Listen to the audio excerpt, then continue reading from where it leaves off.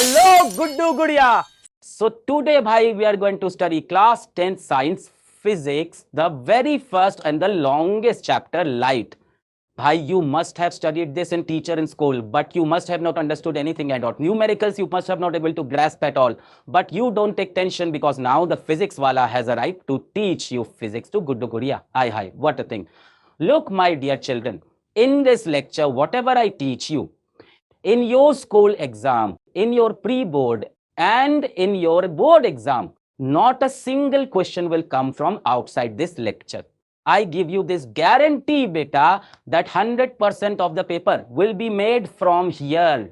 So understand this properly, cram it, and I will lovingly go into your brain and feed inside you. I will stick it completely. You won't forget anything. Don't take tension. Every single concept, numerical, image formation, everything will feel like dessert to you, like sweet, sweet dessert.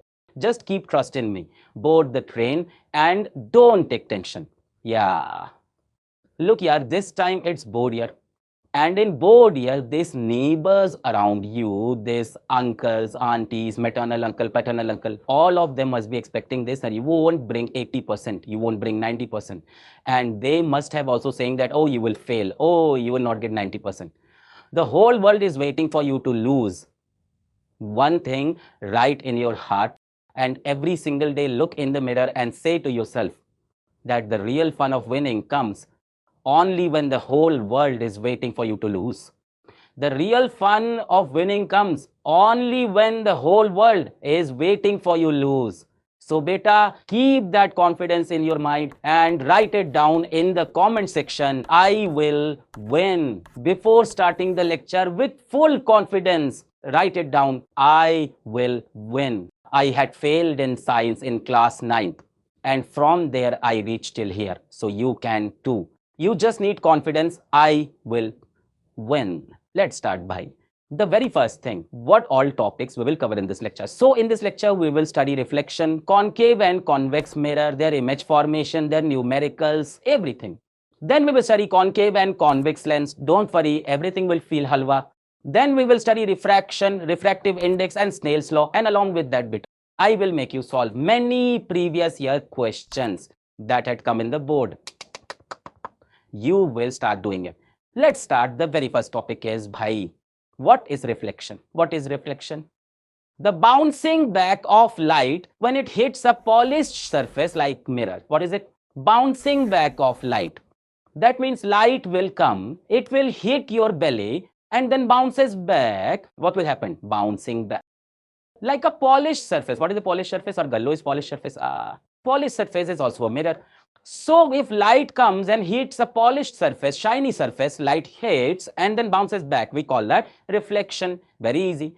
Now understand the law of reflection. Better, there are two laws of reflection. Okay, let's fix the English. It will be called laws of reflection. There are two laws of reflection. In this world, beta, wherever reflection happens, wherever, whether it is happening in the glass in your house, whether it's when your Bhavita looks into the mirror and there's a reflection. Hey, don't lose the thread. Come back to the topic. Wherever the reflection is happening, these two laws, beta, will be valid there. Whether it's a plane mirror, whether it's a spherical mirror, concave mirror, or a convex mirror, if anywhere in this world reflection happens, then these two laws will be valid there. What are these two laws? First, let's understand how reflection happens. A ray of light came, hit the mirror, bounced back. Very simple. A ray of light came, hit the mirror, bounced back and went away.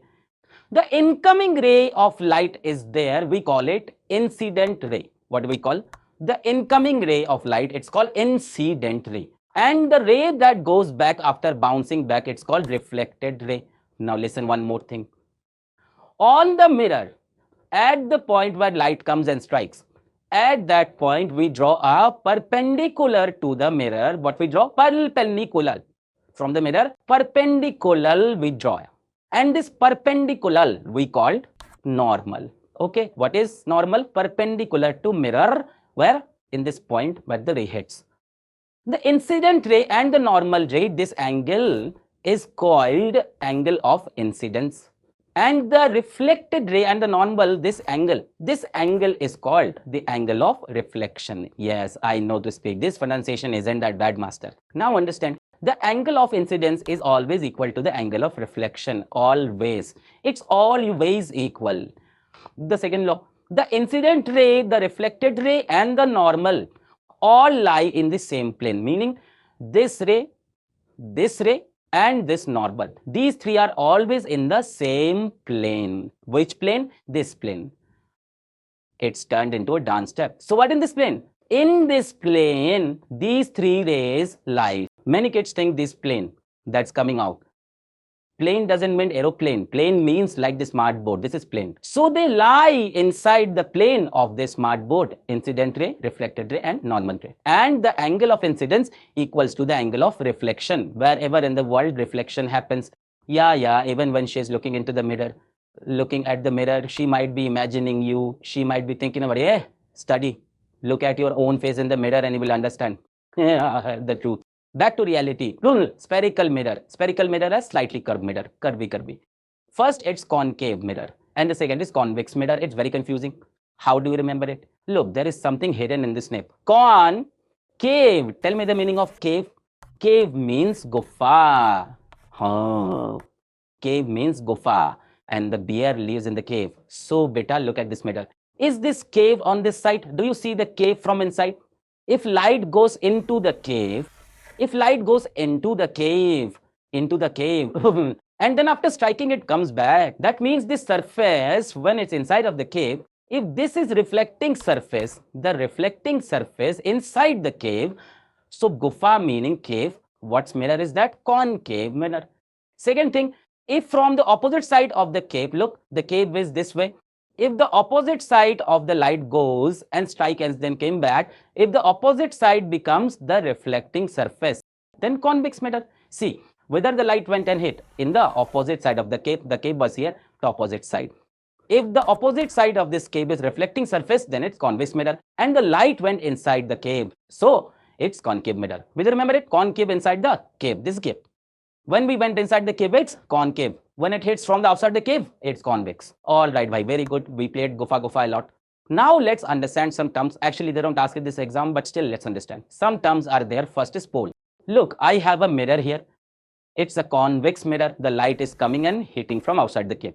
So what kind of mirror? Convex. The point, this is beta, the midpoint of this mirror.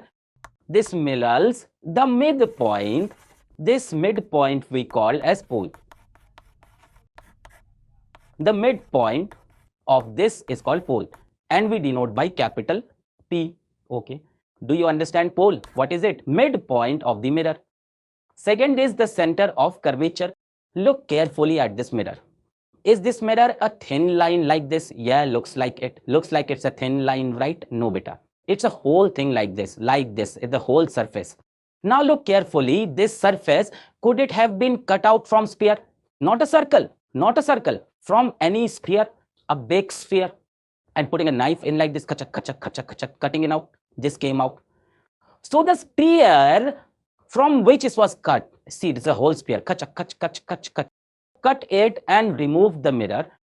The center of that sphere, we call it center of curvature. Simple.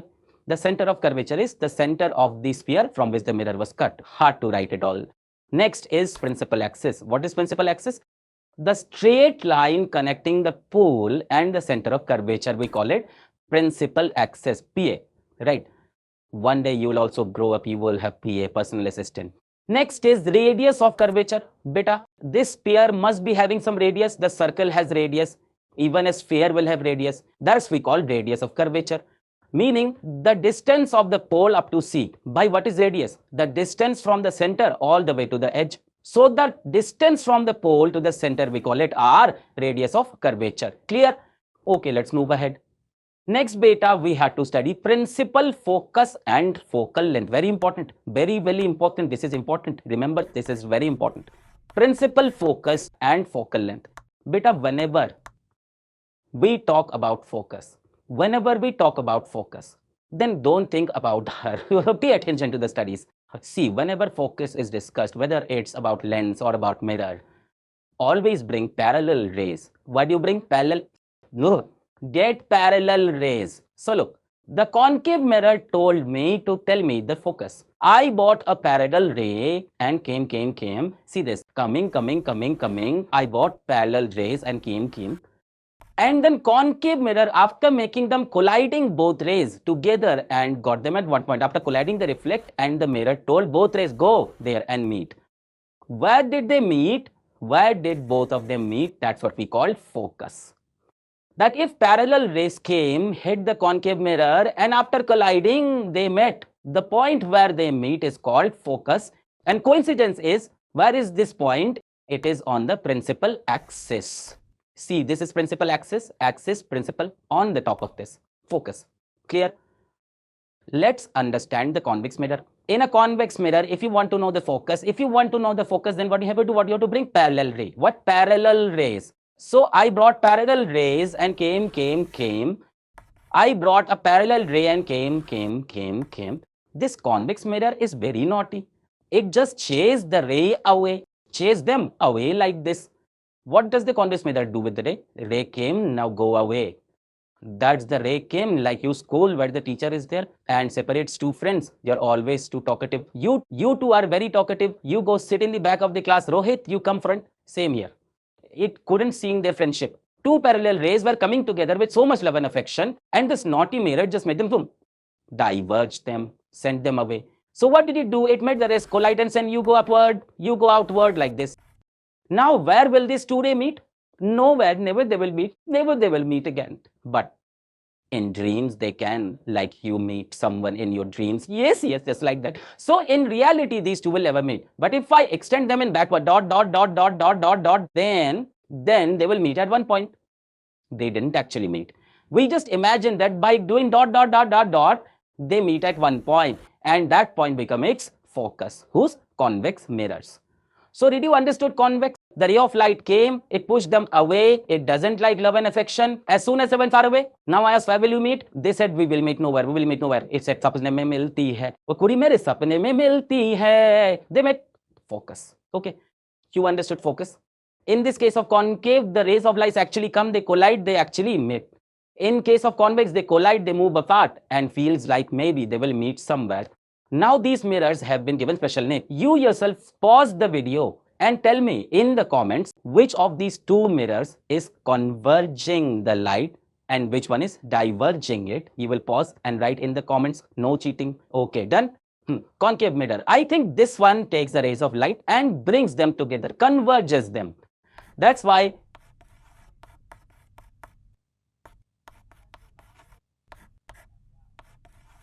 concave mirror as the converging mirror. Concave, what is convex is doing? It takes the ray of light and sends them away. It means diverges them. So convex mirror as the diverging mirror. Out of the two, which one is that? Yes, sir. This one is bad. It separates the lovers. Yes. So one is our converging mirror and one is diverging mirror. Remember, concave is what? Converging mirror. Okay, then. One more thing you have to understand. Focal length. It is some length. Okay. Now tell me the distance of the focus has. The distance of that focus has pole. This. We call this focal length. We denote it by small f. The distance of the focus from the pole, this. We call it focal length, denoted by small f. Now tell me one thing. How much was the distance? Remember, this is a very big sphere, right? Yes. This is its radius, the distance from P to C, the distance from the center to pole of big sphere. This is the radius. Was this distance of the radius? Yes, sir. Now listen to something amazing. Sir, if this is 10 meter, then it will be 20 meters. If this is 20 meter, then this will be 40 meter. If this is 100, then this will be 200. This means the radius becomes double of the focal length. So we write R is equal to 2 times of f. The radius is double of focal length. This applies to this and this also in both. Here will be the radius in both, beta. R is equals to 2 times of f. Remember this. You might get trapped in numerical in this. Will it be used? Let's move on. Now we have to make an image. To form an image in life, you have to work very hard. Not that kind of image. Yeah, we have to make another image, the fake image you have been keeping in front of your parents. and then go outside and use filthy abuses. One day you will get caught. One day your mom will get your Instagram, dad will get it, and then boom, boom, let's get back. Image formation and characteristics. Master, you think so dark about me. You don't love me. I love you. I love you very much. Whatever happened to me, you should never happen to you. Look, bhai, for image formation, the very first condition is that in this world, at least two rays must meet. At least two rays of light meet. Only then an image will form. And master, if three meet, then brother, halwa puri, full fun. Four meet, what a thing. At least two rays must meet to form an image. Second thing, if the ray of light actually meet, if they truly meet, like a concave mirror actually meet, then beta, a real image is formed, a real, actual image. And shall I tell one thing? A real image is always inverted. Inverted, don't vomit. Upside down means inverted. Wherever in this world the real image is formed, beta, wherever real image in this world is always inverted. If this is the object, then this is the image. When it's real, when the rays of light truly meet. If ray of light appear to meet, in reality they were meeting. Sapne mein milti hai, oh kudi meri sap, that one. Yeah, appear to meet. So beta, we call it virtual image. Virtual image. And virtual image is always upright. Now these people call upright, erect. Erect means straight and simple. If the object is like this, then image is also like this. Okay, so rays of light actually meet real, and real is always inverted. Rays of light sapne mein milti hai. So yeah, virtual image, and virtual image is also upright. Remember this. Rays of light actually meet real. Real is inverted. Rays of light sapne mein milti hai. Appear to meet, then virtual. Virtual, then upright. Okay, bhai. Now we have to do image formation. First we will do concave mirror, because concave mirror has many cases. So let's start. First, concave mirror. Beta, you need to remember exactly two rules. By the way, I am teaching you four, but you can remember two only. First rule number one, if a ray of light comes parallel to the concave mirror, comes parallel, meaning parallel to the principal axis, is coming parallel, hits the mirror, then the mirror passes it through the focus. Passes it through what? Passes through focus. Clear? Rule number two, just the exact opposite of this. If the rays of light pass through the focus and hit the mirror, then the mirror makes them straight, makes them parallel. If parallel came and hit, they pass through the focus. If they pass through focus and then they hit, they become parallel. See, you will remember it. What did I say? If parallel came, it hit, they pass through the focus. If they pass through the focus and then they hit, they became parallel. Very good. Third thing, if a ray of light passes through the center of curvature and hits the mirror, so the path by which the light came, mirror sends it back to the same path. What did I say, master? What is the dirty thing, master? Tell. Listen carefully. If the ray of light passes through the center of curvature and hits the mirror, at that point it hits from this point, then it will go back along with the exact path it came from. So took, went back. This is to reflection, beta. Fourth point, if we throw the ray of light at the pole, where do we hit it? We hit it at the pole. It strikes and then goes back downwards. Like this, it went.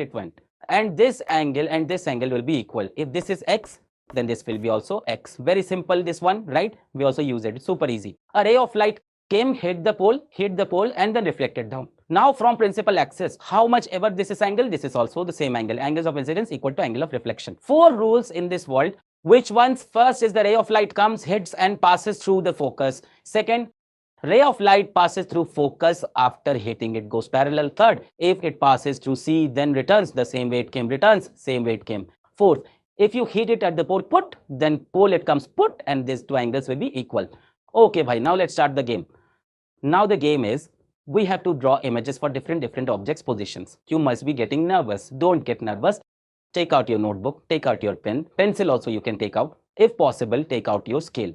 Now whatever I'm going to do, you also have to do it. If you do, it's good. Otherwise, anyways, I'll explain you. I am also a physics guy. I open physics straight into your heart. Still, best would be if you take your notebook, pen and scale. And instead of pen, you can use pencil.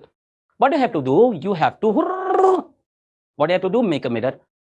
Curve it just a little bit. Don't make it like gullu, just as straight as you can. Actually, in your syllabus, they are not very curvy. mostly less. Okay, whatever it is, made it. Then make a pole, then draw a straight line. From here at 2 centimeter, mark the focus. If this is 2, then how much this will be? Double 4. So at 2, this and 4, this means 2 centimeter, 2 centimeter. Make it like this. Now we will place the object at different positions and make the image, and you also make it with me. Really great fun. First of all, we will place the object at infinity. This case we will do at the end, then we'll get the real magic. Understood? Understood. Magic later will happen. Now let's understand this. First, you have to keep the object beyond C. What is this, beta? This is object. This can be you, this can be me also. Could even be Babita's sandal. Anyways, which will hit you. Always respect girls.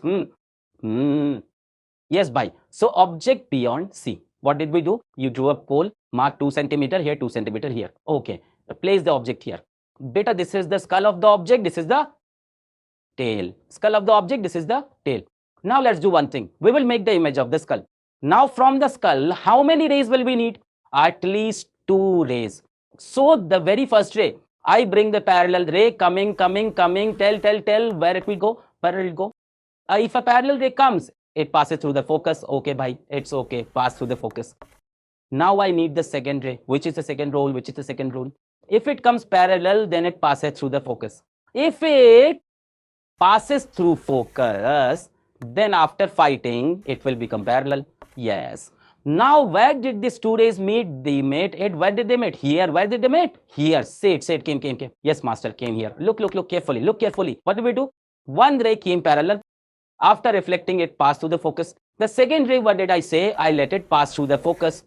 And after reflecting, it became parallel. Tell it's correct. After reflecting, oh no, chichi. After reflecting, it became parallel. Tell it's okay. Now, where did these 2 rays meet? Here. Where the 2 rays meet, there the image of the skull was formed. What was made? Formed the image of the skull. Here is the skull. Here is the image of the skull. And I connected it like this. Is it visible? Now look carefully. Where was the image formed? This is the skull and this is skull's image. Joined it like this. Where was the image formed? Between C and F. Maybe yours was formed like this too. Between C and F. Now we need to study the characteristics. Image between C and F. Absolutely right. When the object was placed beyond C, the image between C and F. Second thing, did the rays actually meet or did they meet in the dream? They actually meet. Since they actually meet, what kind of image is it? Real. Now tell me, is the image upright or inverted? You can see it yourself. You can see it yourself. And the image is inverted. So real and inverted. Inverted means upside down. What kind of image? Real or inverted. Now let's talk about the size. The object is big, the image is small. The object is big, the image is small. So what kind of image is it? Diminished image. What kind of image? Diminished. Clear? Image formed between C and F. How is ray? It actually met in real. How is it formed? Upside down, inverted and smaller than diminished. Alright, next case you will do it yourself. Later you will also memorize it, beta. This isn't just for laughs. Next case you will do it on your own. Okay. What's the next case? Yes. The next case is object at C. Okay, fine. Very special case. Special. Very special. What's going to happen? Watch carefully. I will make the image of his head. One ray I brought parallel. It passed through focus. Another ray I sent through focus. It became parallel. With these 2 rays meet here. That means image of the head formed right below the head. Oi hoy. The image of the head formed right below the head. Oi hoy, oi hoy, oi hoy.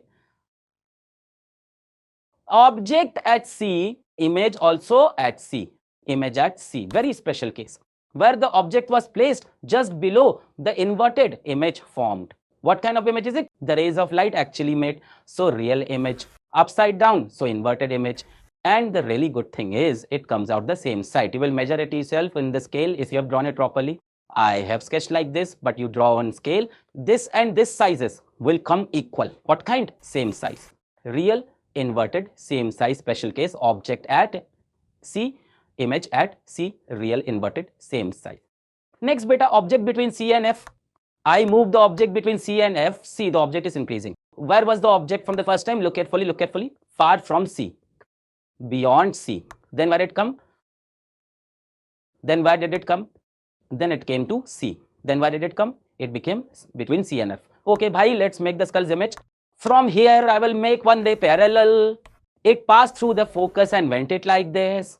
One ray I will make pass through the focus. It hit, then went it like that. Now let's see where the skull's image formed. The skull's image formed here. The skull's image formed here. And if I joined it like this, oi hoi hoi hoi, oi hoi hoi hoi hoi. Where was the image formed? Beyond C. Beyond C. So the image formed beyond C. Sir, it started forming. The fun is starting beyond C. Tell me, is it real or virtual? Real. Because the rays actually met real. Is it upright or inverted? It's visible clearly inverted. Is it small or the same size or bigger? I can see clearly it's bigger. So magnified. Smaller we call it diminished. If it's equal we call it same size, and bigger is called magnified. Some people also call it enlarged, and I have got no problem with that. Some people call it enlarged as well. Magnified or enlarged. See, the object is moving slowly, slowly, slowly inside, moving forward. Look at the mischief of the object. Just look at here, where it was first beyond C. Then where did it go? At C. Then where did it go? Between C and F. And now where will it go? It will move further in. Now it will go to F. Okay, bhai. I only care about the object's head. From the skull, one ray I will take straight. If it's parallel, then it will pass through focus. Very good. In one ray, now what will I do? Oi, hoi, hoi, hoi. Sal, now I'm feeling scared. Sal, don't get scared. One ray, I pass through the focus. Now the next ray I can't figure out because I can't pass through focus again. So let's hit it at the pole. Remember the tukuk and tukuk. The XX rule I taught you. Tukuk, tukuk. I had taught you or not? Yes, master, you taught us. See this one, this one. You hit on the pole, tukuk, and bounce it up. Tukuk. Yes, come, let's play that one. Where were we? Come on. Let's do this game. So let's do one thing. Let's hit on the pole. Tuduk, tuduk, tuduk, dum, dum. And it came out here. Tuduk, tuduk, tuduk, dum, dum. Tuduk, tuduk, tuduk, tuduk, dum, dum. Now where will these two rays meet, beta? Where will these two rays meet? They are going straight, straight, straight, straight ahead. Straight, straight, straight, straight ahead they're going. Parallel rays, beta. How are they? Parallel rays. Parallel rays. And beta, parallel rays in this world never meet. Never meet. But it is considered that they meet at infinity. It is considered that two parallel lines, where do they meet? At infinity. Clear? So these two parallel lines, beta, go far away. Very far. Very far. It went very far, very far. Somewhere very away. Somewhere very far. Somewhere very far away. Somewhere very far away, beta. Somewhere very far away, Munna Raja, they meet there. Where they made, the skull is formed. The ray came from the skull. So here formed the skull's image. Here the skull's image. And from here, if I draw straight, oh Rama, Re Rama, how big you became. This is beta, it's very big image. Way far away. Master, parallel rays. Because parallel rays never meet, but math says parallel rays intersect each other at infinity. Where did they meet? At infinity. And where they meet, beta, imagine very far, very far, very far. Like this, duk, duk, duk, duk, duk, duk, duk, duk, duk, duk, duk, very far. They're down there, meet over there. And from there, it extends a line upwards, such a huge image form. So where was the image formed? At infinity. Why did they meet? Very far, at infinity. Where was the image formed? At infinity. What kind of image? Real. Now don't call this virtual. The rays did meet, right? It's also inverted. So it's inverted is always real. What kind of image? Real. What kind of inverted? And highly magnified. What kind? Highly magnified. Became very big, highly enlarged. Clear? Now we will move to the last case. The last case is a big dangerous. Pay attention. Pay close attention. Now see, the object kept moving inward. It started from here, then we brought it here, then here, then here. Now it has come between F and P. Again, a very special case. Very special, beta. Very, very special case. What will happen in this one? Watch carefully. Very special. Very special. You try it. Come on. One ray of light I'll bring parallel. Okay. Where will it pass through? Focus. Okay. Second ray of light I'll throw at the pole. Hit it and bounce it like this. Tuduk. Like this. Tadak, tuduk, tum, tadak. Tadak, tum, tadak, ta. Now, what kind of ray is this? It's parallel. This should have been parallel. But this ray, beta, is diverging. Like this is spreading out. Look, it was closed and farther, it will never meet. It will never meet. It will never meet at infinity. Never ever meet. Never. Because this is became diverging. Oi hoy hoy hoy. This ray became diverging. Oi hoy hoy. Such a problem. Better this will never meet. Not even at infinity. It will never meet. Now what will I do? When rays of light don't actually meet, don't take tension, because then सपने में मिलती है वो कुड़ी मेरी सपने में मिलती है सपने में मिलती है. When they don't meet in reality, when will it do? Produce backwards. That's what we learned. In reality, they will never meet. They're going farther, going farther. So what do we do? सपने में मिलती है. Look, bhai, head's image is formed here. So skull's image is formed here. Oye, hoye, hoye, hoye. For the first time in life, looks like the head is upright. Oye, hoye, hoye, hoye, hoye. Oye, hoye, hoye, hoye, hoye. Oye, hoye, hoye, hoye. Where is the image formed? On the other side of the mirror. For the first time, the image jumped across this side. Notice carefully, every time the image was forming here, here, here. But for the first time, image leapt to the other side. The image is formed on the other side of the mirror. Where was it formed? Behind the mirror. Say behind, say other side. But behind the mirror, it was formed. Behind the mirror. Now tell me, this is real or virtual? Sapne mein mili hai. So what is the kind? Virtual. Virtual is always upright. This one is also looks upright. So virtual and erect. Erect, upright. There are two words when used. Both are same. If someone says it's erect, someone says it's upright. Both of them means straight, which you never became. Yes. Erect or upright. So it's virtual because they didn't actually meet. Upright or erect because it's straight. Is it small or big? Is it small or big? It's big. So what is it? Magnify. All cases are clear now? Master, one case is left. The infinity one. Now watch this carefully. From here we start. When the object was at the focus, where was the image? Very far at infinity. Very far in infinity. If we move the object here, was the image also comes here. Object at focus, where was the image formed? Very far at infinity. Move the object this way, the image will be this way. Look at this. Look, we move the object this side, the image also shifted here. Move the object more this side, the image will be formed here. Look. Can I see it here? It's clearly visible. Okay, drawbacks here. Object here, image here. Object little this side, image also this side. Oi hoy. If you bring the object little this side, the image runs further this side. Object goes this way, image runs faster this way. Look, this. The object went here, the image came further inside. So understand one thing, the object keeps moving farther, the image keeps shifting inward. Look carefully, look carefully, look carefully, look carefully. Let's start from here. Object here, image here. As soon as I move the object here, the image runs this way. See? Move the object here, the image rushes this way. If the object comes to C, the image will come to C. Object at C, image at C. Move the object this way. Then the image runs between C and F. Object move this side, then image ran between C and F. Hey, this. Object went this side, image ran between C and F. Now, beta, the farther you move the object away, suppose I move the object far out here, then what will the image be, beta? The image will run here and here. Move the object farther, the image runs even more here, like this. Move the object farther, farther, the image goes further inside. Yes, so which way the image is running? Towards F. Towards F, it keeps running and it keeps getting smaller and smaller. The same way, if we keep moving the object farther, farther, farther away until I take it all the way to infinity. Infinity, very far we have taken. From infinity always comes parallel rays. What kind of rays? Parallel rays. This look like we have seen it before. And what do parallel rays do? They strike and meet at one common point. This point we call the focus. So beta, as the object is taken farther, the image keeps sliding towards F and keeps getting smaller, smaller, smaller. And when the object is at infinity, where is the image formed? At the focus.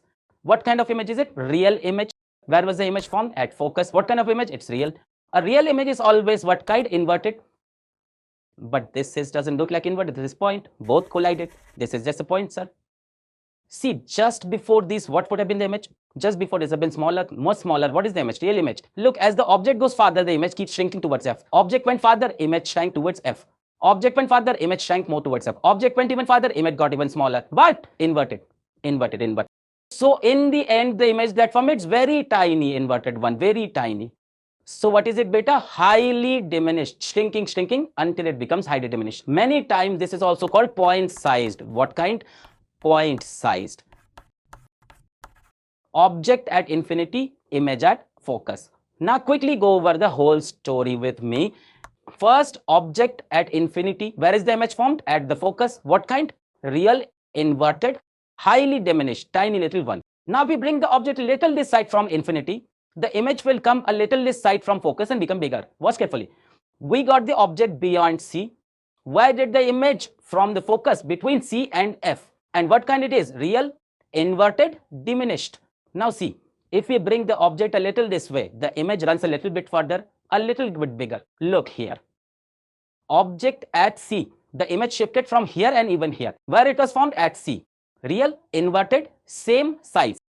It is special case, remember it. Wherever the object is, exactly the image forms and same size. Now, if the object moves between C and F, the image goes farther beyond. Look at this.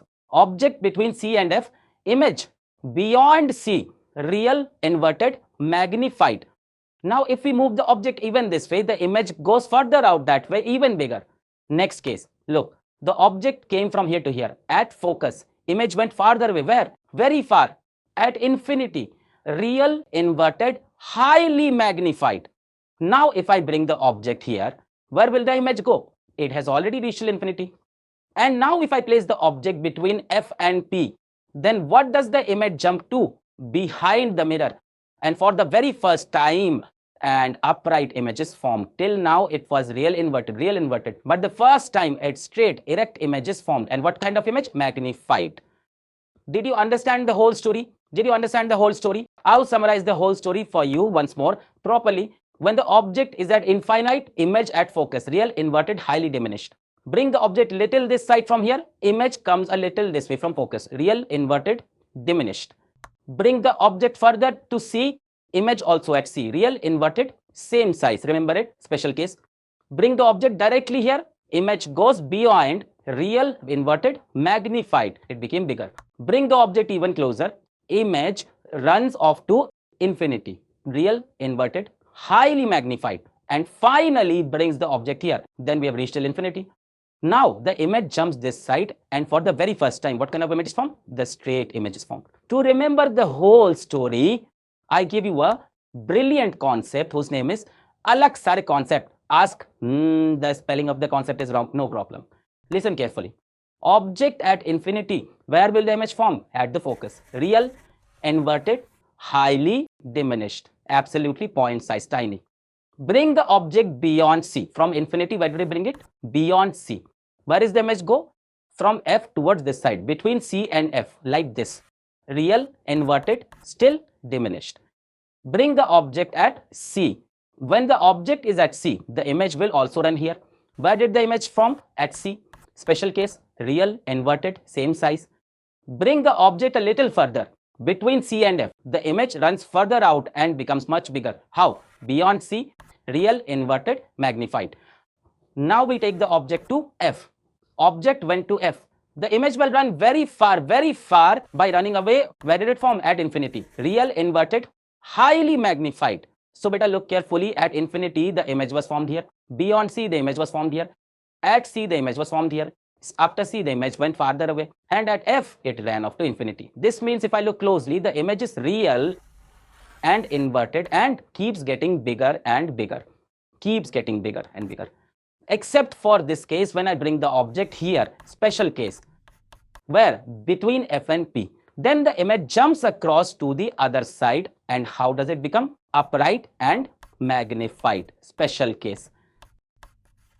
So what kind of image does a concave mirror always form? Small, inverted, and then it has also become bigger. Meaning, real, inverted. First point size, then little bigger, then same size, then even bigger, then very, very big. And in one case, it makes a straight image. But when it makes straight image, it's magnified only. Ask it to make an inverted image. It will ask what kind of inverted image. You will say point size. It will say place the object at infinity. It will make point sized. You will say a little bigger. It will say place the object beyond C. It will make a little bigger. You will say give me inverted and same size.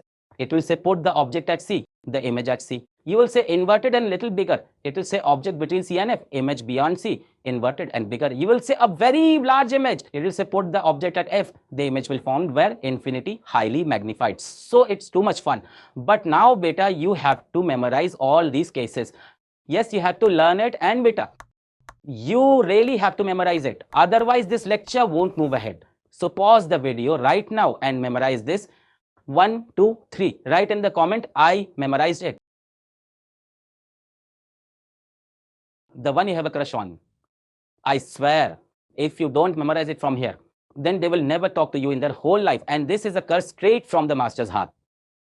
Now you will definitely have to memorize it. Clear? All the cases are memorized now? Very good. Let's move ahead. Now we have to study uses of concave mirror. What is the first use of concave mirror? Car's headlight or a torch. What do the both of them give? They give beam of light. Whether it's a car's headlight or a torch, what happens in both cases? Imagine it's a car's headlight.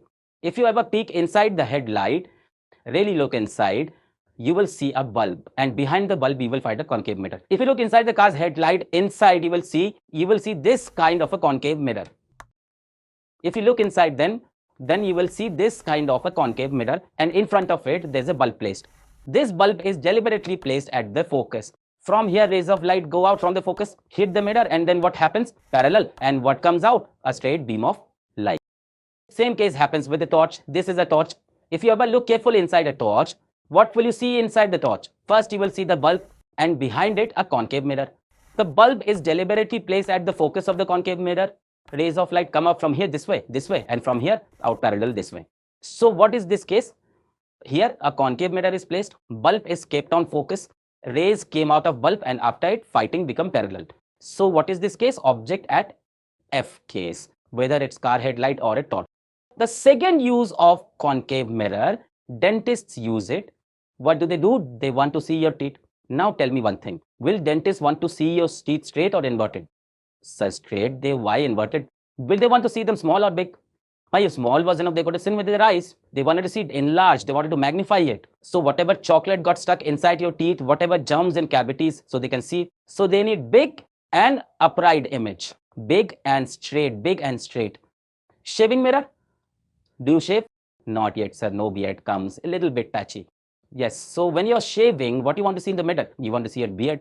And how you want to see it? You want them big, enlarged, straight or inverted? Sir, want to see it straight. Exactly. So straight and big, straight and big, straight and big. There is only one case to become straight. In concave, there is only one way to become straight. Only one case. Which one? This one. Object in between F and P. In that it is upright and magnified also. So when we need a straight and big image, we use this case in what all?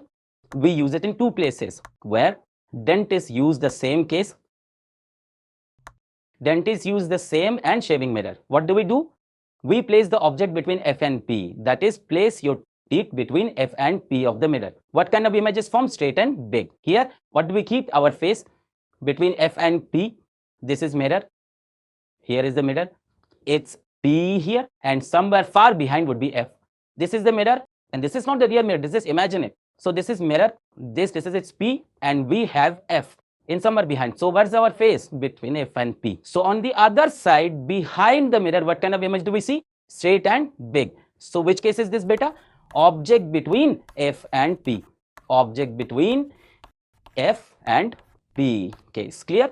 Another use of concave mirror, a very special one, burning paper. You might have tried this at home, maybe on the roof. Now, if you try to burn paper on the roof, it won't burn because sunlight is spread all over the roof. But all the sunlight falling on the roof, if I converge into one single point, then the game changes. So what do? We place a concave mirror on the roof. What do we place? A concave mirror. Now suppose there is a sun. Sun chachu. Beta, the sun is extremely far away from us. So far that we assume it is infinite distance. Now from infinity, what kind of rays come? Parallel rays come. What kind of rays? Parallel rays. And when the object is at infinity, where do the parallel rays meet? Parallel rays meet where? At focus. So put the paper at the focus, then all the rays coming from the sun converge at the focus and paper burns. So what case are we using, beta? So put the paper here at the focus. Paper is placed here. And from here, from sun, that's from infinity, parallel rays came. and meet at the focus. What do we use this for? To generate heat. Suppose we want to make solar heat. So by heat coming from the sunlight is spread everywhere. So what do we do? We use a big concave mirror, It took all the heat from the sun. And what kind of rays are coming from the sun? Parallel, because they are coming from infinity. Parallel rays came and got converged at the focus. And at the focus, we absorb the heat. To concentrate sunlight to produce heat, solar furnace. So what case is this, beta?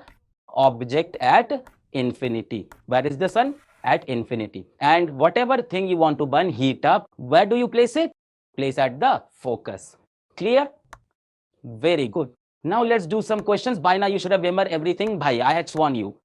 An object is placed at a distance of 30 centimeter from the reflecting surface of a concave mirror of radius of curvature 40 centimeter. Better, if I am given the radius of curvature as 40 centimeter, can I find the focus?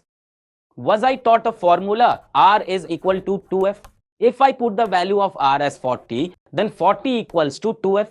From here, the value of f is how much? 40 by 2. So focal length is how much? 20 centimeter. Okay. I will draw it here. Then I've drawn it. This, what kind of mirror is this? Concave mirror. I've drawn it here. Its focal length is how much? 20. So this point is 20 centimeter, beta. If this is 20, then tell me where will C be? At double of this. So how much will be this? 40 centimeter. It was already given as radius of curvature 40 centimeter. What is radius of curvature? The distance from the pole to C. So this is 40. Where is the object? An object is placed at a distance of 30 centimeter from the reflecting surface. This is the reflecting surface. How far from it? 30 centimeter. So the object is here, somewhere here, right? How far? Between C and F. Now you tell me what kind of image will be formed. Object between C and F. Where is the image formed, beta? Beyond C. What kind of? Real, inverted, magnified. So check how is it? Virtual. It won't be. No, it won't. Real and magnified. Correct? That's exactly what happens. Object between C and F. Image beyond C. Real, inverted, magnified. If you are not convinced, just draw it and see. Take one parallel ray, pass it through the focus. Take one to the focus. It's parallel. See, the image is formed somewhere here. It's clear? All right. Next question. CBSE 2023. The previous one, what year was it? Arey Dada, you solved last year's question. Congratulations. That was 2025. What is the next? CBSE 2023. What are they saying? A student wants to obtain an erect image. Beta, what kind of image, Sharif? Erect means a straight image of an object using a concave mirror. A concave mirror gives a straight image in only one case. Object being between F and P, the last one, of 10 centimeter focal length. What will be the distance of the object from the mirror? Where should we place the object? I have a concave mirror. And what focal length is given? 10 centimeter is given. What kind of image do we need? We need an erect image. Better erect image, straight image is formed only in one case. When the object is where? Between F and P. So obviously the object will be somewhere here. Between F and P. Only then the image will be formed. Like sapne mein milti hai. Yeah. So beta, where will be the object be? Between F and P. The distance of the object from the mirror. How much will that be? The distance of the object from the mirror. Less than 10 centimeter? Absolutely correct. 10 centimeter? No. Between 10 and 20? No. More than 20? No. So the first option is correct. Less than 10 centimeter. Alright, let's look at the next question. Next is CBSE 2021-2022. Bhai, let's see what they've asked. The image of an object placed in front of a concave mirror. So beta, again it's about a concave mirror. The image of an object placed in front of a concave mirror of focal length 15 centimeter. So what is the focal length? 15 centimeter. Okay. Is of the same size as the object I. Special case. Same size, object at C, image at C. It will be here. The distance between the object and its image. So beta, same size means, what is it telling you?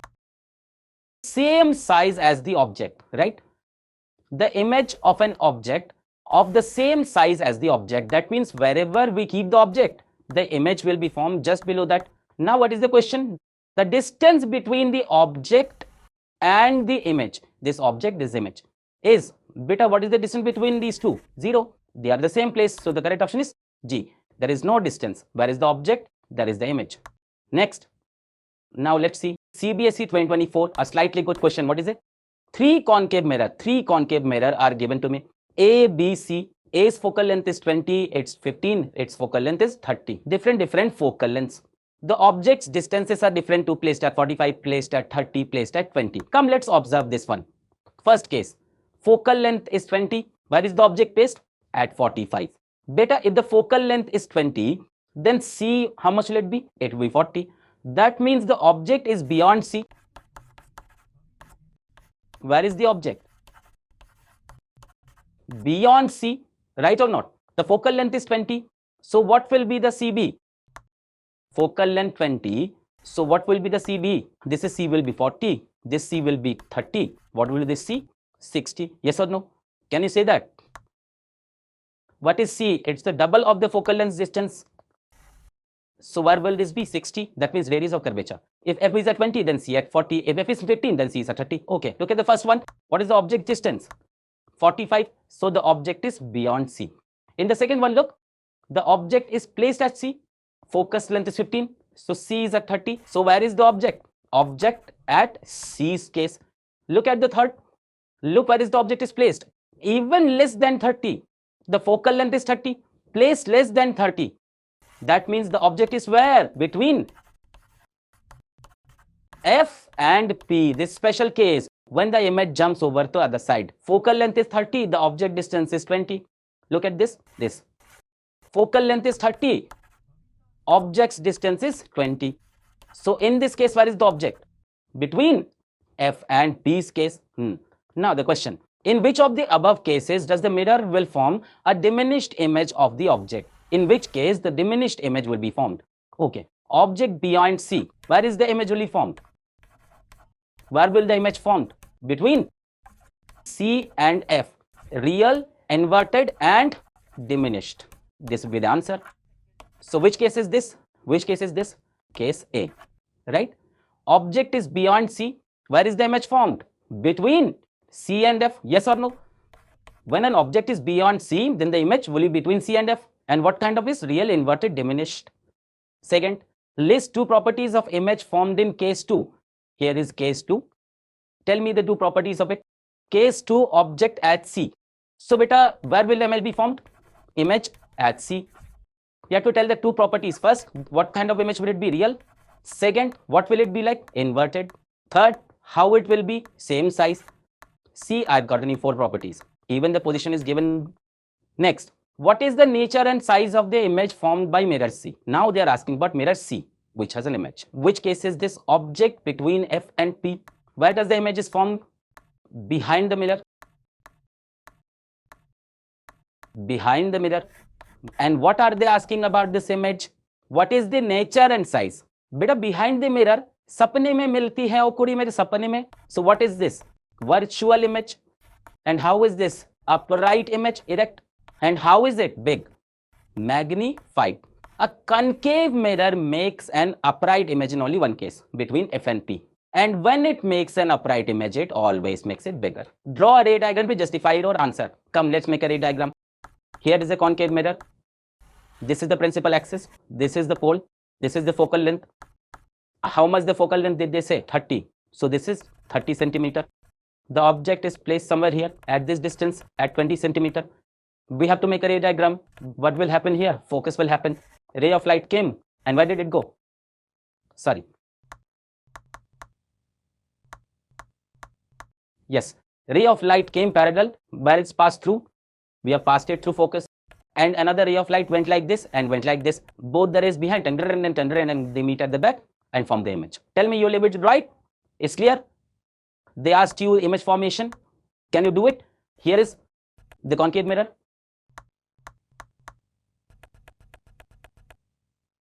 Here is the pole. Here is focus. Here is the object. In between, one ray we bring like this. We pass it through here to focus. Another ray we take it like this. And it went from behind. Got it? This bhai, draw it with a scale. It will be proper. It's clear? Let's go ahead. Next beta, we have now come to convex mirror. What is convex mirror? Where the light strikes on the opposite side of the cave. Now we also have to understand some rules of convex mirror. Actually, there are 2 rules enough. Rule number 1. If a ray of light comes parallel to the principal axis, what does the convex do? Go away, it diverges, sends away. Parallel comes, then it throws it away. But if we extend the ray backward, it looks like the ray is coming from where? From focus. So remember, in a convex mirror, when a parallel ray of light comes from the mirror, it diverges it away. But when you get the ray backward, then you will think where it's come from focus. Second case, the exact opposite. If a ray of light is heading towards the focus, it will never actually reach. If wants to go towards the focus, then it strikes the mirror and becomes straight. If a ray of light tries to go towards the focus, it will hit the mirror and come out straight. There is the second rule. Third, beta, if a ray of light tries to go towards C, bhai, the F and C will be this side. If the ray of light wants to go towards C, so the path it came from, the return, the same path, bhai, how will it get inside? It's a mirror. It will reflect the light back. Like this, light came, reflected and went off. If you go backwards, it looks like that. The meeting at the focus here. We did the opposite. Why did the light go? On focus. But it couldn't go. It reflected and went straight. Third case, if light wants to go towards C, then it will strike and come back. And fourth, the same case, if I make a light head at the pole, then it reflects back at the same angle. If this angle is X, this angle is also X. Angle of incidence, angle of reflection. Better in convex mirror, you don't actually get many cases. It's only two cases. Honestly, only one case. There is not much tension. Here's very simple. What did they say? Object at finite distance. Keep it anywhere. Keep it anywhere except infinity. Leaving infinity, keep it anywhere. There is only one case. So I put the object somewhere. Anywhere, at any distance, at any finite distance. One ray of light I send, it's parallel from the skull. What happens? This I will throw it like this. But after diverging back, where does it came from? From focus. So let's do one thing. Look carefully. Ray of light came parallel and went away. But after diverging backward, where does it came from? Focus. So what do we have to do? We have to extend it backwards. Firstly, we have to connect it, dot it from the focus first. And let's send it along this direction. Tell me, this is much easier. So first I connected it towards the focus. A dot dot. Now from there, I send it off. One ray is this. We need at least two rays. Second, let's take the pole's ray. That's the easiest one. Hit at the pole, tuduk. Deflect from the pole, tuduk. Now look, one ray is this, one ray is that. Will these rays ever actually meet? Will they ever meet in reality? Never. So what you have to do? Sapne mein milti hai. Oh kuri meri sapne mein milti hai. So what did we do? Produce backward. Extend them backward, dot. So these rays somewhere meets here and formed skull. The skull was formed here. What kind of image is formed? Straight or inverted? Straight. But a convex mirror always makes straight image and always small image. Always straight and small. What kind of image is real or virtual? Clearly virtual. Where is it formed? Between F and P. What kind of image? Virtual. Erect meaning upright and diminished. Convex mirror beta always makes straight and tiny images. Tiny. Always straight and small. And straight images meaning upright is what kind? Virtual. So it's always virtual, upright and diminished. It's always makes straight and small image. The second case is when the object is infinity. Now understand this carefully. Look, when the object is here, the image is here. Move the object farther, the image shift here, becomes smaller. Move the object even further, image here is much smaller. Keeping moved object here, image is much smaller. Moving the object farther away. You understand? Object is here, image is here. Move the object farther, image is really coming here. Much farther away, it will come here. Farther more and come here. Take the infinity to focus. Look at this next one. Object at infinity. So beta, from infinity, what kind of rays comes? From infinity, parallel rays comes. So I bring one ray parallel like here, tuduk, and the ray parallel like this, tuduk. After fighting, it will diverge. But backwards, where it's come from? From focus. So let's do a little trick and join them by tricking. We joined them beforehand. So these two rays actually don't meet, never. Appear to meet, that means what kind of image? Virtual. What image? Virtual. Why did it form? At F. And how would you be? Very small but straight. Now sir, is this image upright or inverted? It's not clear. At first, that's why I said look carefully here. It's upright and small.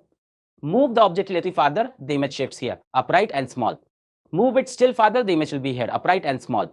Move it still farther, the image will be here, upright and small. Move it still further, the image will be here, upright and small. Take it to the infinity, the image will be right here, upright and very tiny. So, object at infinity's case, what will happen? Where is the image formed? At F. Virtual, because the rays didn't actually meet. Erect means upright. Highly diminished, point-sized. But one thing is very clear, any image that is virtual is always upright. So it's always, we can say it's straight. Since it's virtual images are always upright, always erect. Real is always inverted. So we are seeing, bhaiya, that this convex mirror has two cases. First, the object is at infinity, image at focus, highly diminished, point-sized, virtual and erect. Second, if the object is placed anywhere at any distance except infinity, where will the image be formed? Between F and P, diminished, virtual and erect. A convex mirror always forms an upright and small image. Look here. Wherever you place it, between F and P, erect and diminished, it will always be virtual. And if you place it at infinity, then F is, and then image is upright and point-sized, very small. Virtual, erect, highly diminished. Okay. All right. What is its use? It's used in car's rear view mirror. Now tell me, in the rear view mirror, what kind of image would you want to see? Car's rear view mirror, do you want to see it upright or inverted? Do you want the car behind you appear upside down? If you look into the mirror, there is an upside down car standing behind you like a ghost. You would only see it upright. So you want upright image, first thing. Second thing, tell me, the bus standing behind you, would you want to see it bigger in the mirror? No, bhaiya, if you see it bigger, the whole mirror will be filled. Rest of the other things don't be visible. You want to see many other things behind, or just the bus. You want to see the bus. You want to see Babita standing next to the bus. You want to see if carefully Babita's father is there. You want to see everything. So we want a straight and small image. Only one mirror can form in a straight and small image. Who? Convex. When concave was making a straight one, it's made bigger one. Straight and small, only convex. So what is the reason? It makes an upright, erect image, and it makes diminished image. This is one reason. Second, wider field of view. As I said, it is small, hence all the other things are visible. If big image was made, then other things were not visible. The whole mirror will be occupied. Wider field of view, so many things behind will be visible in the mirror. That's why it's rear view mirror. We use convex mirror. Okay. Yes. So let's look into summary, concave and convex mirror. Okay, bhai, first let's talk about the concave mirror. I asked concave mirror, can you make opposite image? Can you form an inverted image? He said, yes, that is a profession to make an inverted image. I asked, what kind of image would you make inverted? Can you make a very small image in inverted of point size? He said, yes, I will make a point sized object at infinity, image at focus, point size. I asked, can you make a little bigger image? He said, yes, object beyond C, image between C and F. Till how it is? Reverse, meaning inverted. I asked the same size. Yes, object at C, image at C. I asked little bigger. He said, yes, object between C and F, image beyond C. I asked very huge. He said, yes, object at F, image at infinity. The real, inverted, magnified. So if you ask anything in inverted, they will give you anything. Point size, the little bigger, same size, ask for even bigger, and ask for highly magnified. They will make anything. But if I tell concave mirror that, bhai, do one thing, give me an erect and straight image, then he said, I can make only one type of straight image, only magnified. The special case that I taught, only magnified. Object between F and P, image behind the mirror. So when they make straight image, they only make magnified image. But if they make reverse image, they make small, big, same size. Remember one thing, beta. Inverted images king is concave mirror. As soon as you ask for inverted image, bhai, what is there in the menu? They will say point size, tiny, tiny, diminished, same size, magnified, highly magnified. They will make everything. But if I ask about convex mirror, asking what you can make, they said, I can give only one kind of image, virtual, erect, diminished. Don't ask me anything else, sir. Don't ask me anything, sir. We can only make what? Straight, small image. What we can make only? Straight, small, not small, but small image. I asked them, will you make inverted? They said, no, no, no. Ah, yes, you will straight or make big one. They say, no, no, no. Convex mirror can make only one thing. What? Straight, small. Meaning virtual, erect, diminished. You should remember this. Virtual, erect, diminished. Look, listen to me carefully. Inverted image only concave mirror can make. But erect, meaning straight image, both can make. What is the difference? When concave makes a straight image, then how is it? Big. And when convex forms the straight image, then small. Convex forms only one image, beta. Convex makes only one image, which? Virtual, erect, diminished. You have to remember this. Okay, bhai. Let's see the question, CBSE 2025. What are they asking? List 4 properties of the image formed by a convex mirror when objects are placed anywhere in front of their reflecting surface. Keep it anywhere. So you have to tell 4 points, 4 properties. So what are the 4 properties? So what are the images formed? Always straight and small. This is an object, straight and small. So how will that be image? Virtual image will be formed. Rays actually don't meet.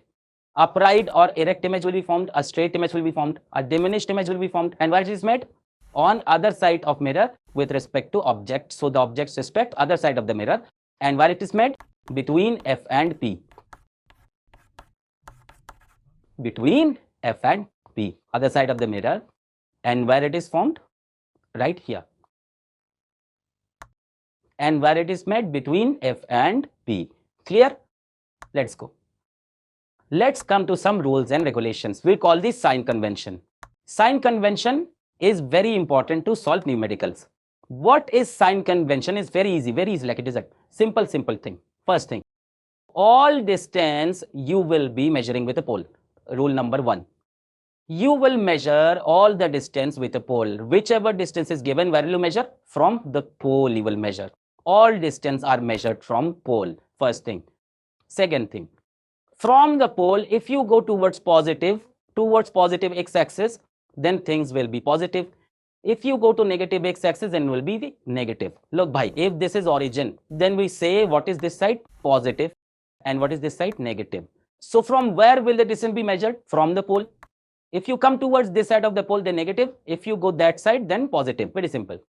If you go to the positive x-axis, then positive. If you go to the negative x-axis, then negative.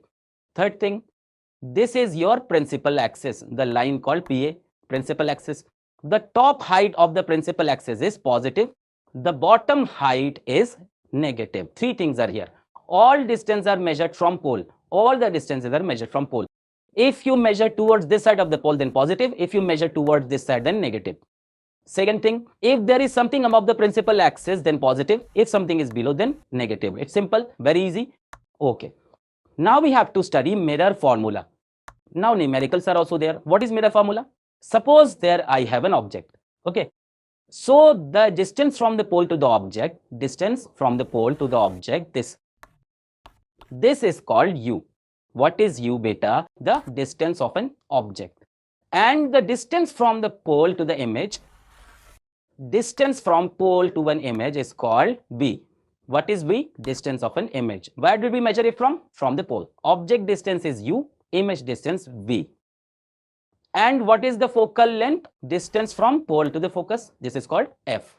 So mirror formula tells us that if 1 by F is equal to 1 by V plus 1 by U. You should remember this one. 1 by F is equal to 1 by B plus 1 by U. It's clear. V is image distance, U is object distance. Now I am giving you some trick which will be always helpful. Whether you study mirror, whether you study lens, for both of them, we are going to study lens ahead. For numericals, it's amazing trick. First, U is always negative. Object distance is always negative. Take it always negative without any tension. In this formula, keep U always negative without thinking. Second thing, look at the spelling of convex. Convex. Does this X looks like a little bit positive? Does it seem like or not? Right. So convex. Look at the X at the end. It looks like positive. So the focal length of convex is positive.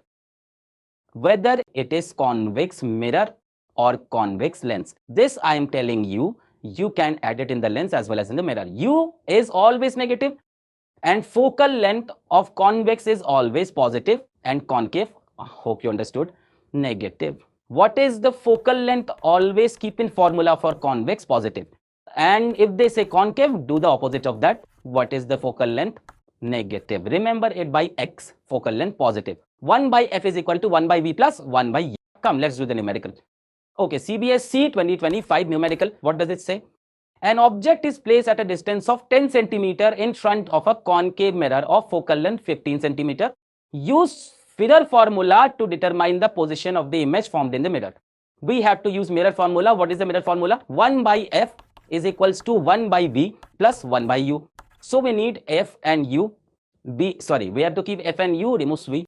An object is placed at a distance of 10 centimeter in front of a concave. What is this? Object's distance. So how much will be the u? How much? 10 centimeter. Wrong. Minus u is always negative. The distance of the object is given. Focal length of focal length 15 centimeter. How much is the focal length? 15 centimeter. Wrong. Which mirror is it? Concave. Convex focal length positive. So for concave, negative. Keep it better. Remove the v. Question over. Game over. Come on. Let's solve it. In place of 1 by f, what should I keep? Minus 15 is equals to 1 by b. Don't know. Plus 1 by u. In place of u, what we keep? Minus 10. This will become here. 1 by b is equals to, it became positive after coming here. 1 by 10 minus 1 by 15. If you get here positive, how much is the LCM of 10 and 15? 30. 10 multiplied by 3 is 30. 15 multiplied by 2, 30. 3 minus 2, 1 by b. Here, how much the value of v? 1 by 30. Value of 1 by b. So what is the value of v? 30 centimeter. This is your answer. 30 centimeter. Is it clear? Let's do the next question. CBSE 2024.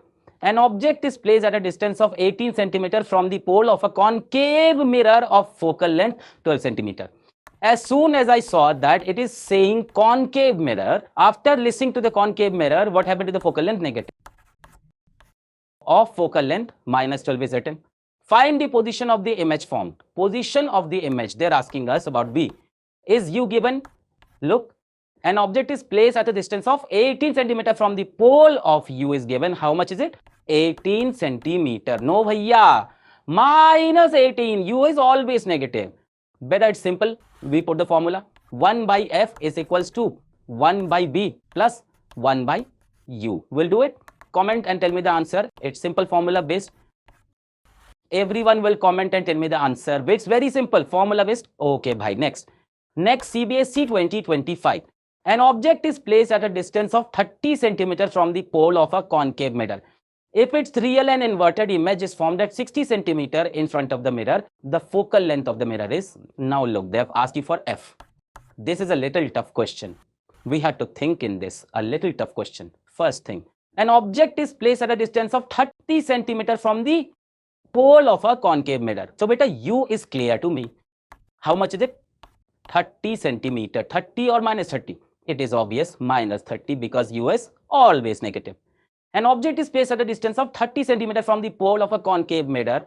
I kept U as minus 30. If its real and inverted image formed at 60 centimeter in front of the mirror, how much is V giving? 60 centimeter. How much is V giving? 60 centimeter. Now we have to remove 1. What is the question? Sir, you have told that U is always negative. Sir also told you that focal length of the convex is positive, concave is negative. But what is V here? Should we take positive or negative? You will be trapped by if you do it without thinking. Some people are ignored like this. If you have to think before doing the question. By we know U is always negative. F is positive for convex and negative for concave. What we do for V? We have to understand. We have studied about it. Slowly, let's draw the diagram in the corner. Let's draw a diagram in here. I have made a concave mirror. What is it saying? An object is placed at a distance of 30 centimeter. The object is placed here. Where? At 30 centimeter. If its real and inverted image is formed, better real and inverted is formed towards this side of concave, right? The other side is straight one. The concave, do you remember? Real, inverted, always this side formed further, even further, always this side. If its real and inverted image is formed, In front of the mirror, not behind. I told you from both sides of the question. I told you in front of the mirror, somewhere here the image is made. And how far is it? 60 centimeter. Now tell me, how will be the V? All distances are measured from pole. If you come towards this side of the pole, then positive. If you go this side, then negative. So look, U is looking negative, minus 30. Object is already kept. Image distance will also be negative. So here minus 60. This is the mistake kids do. They asked a tough question right now in 2025. People do fun and leave it here. These kind of questions are coming on board. They're making good paper. Bhai, now you understood that they told where was the image formed? In front of the mirror, done. And anyways, rear or inverted is formed here. Distance is always measured with the pole. This side positive, this side negative.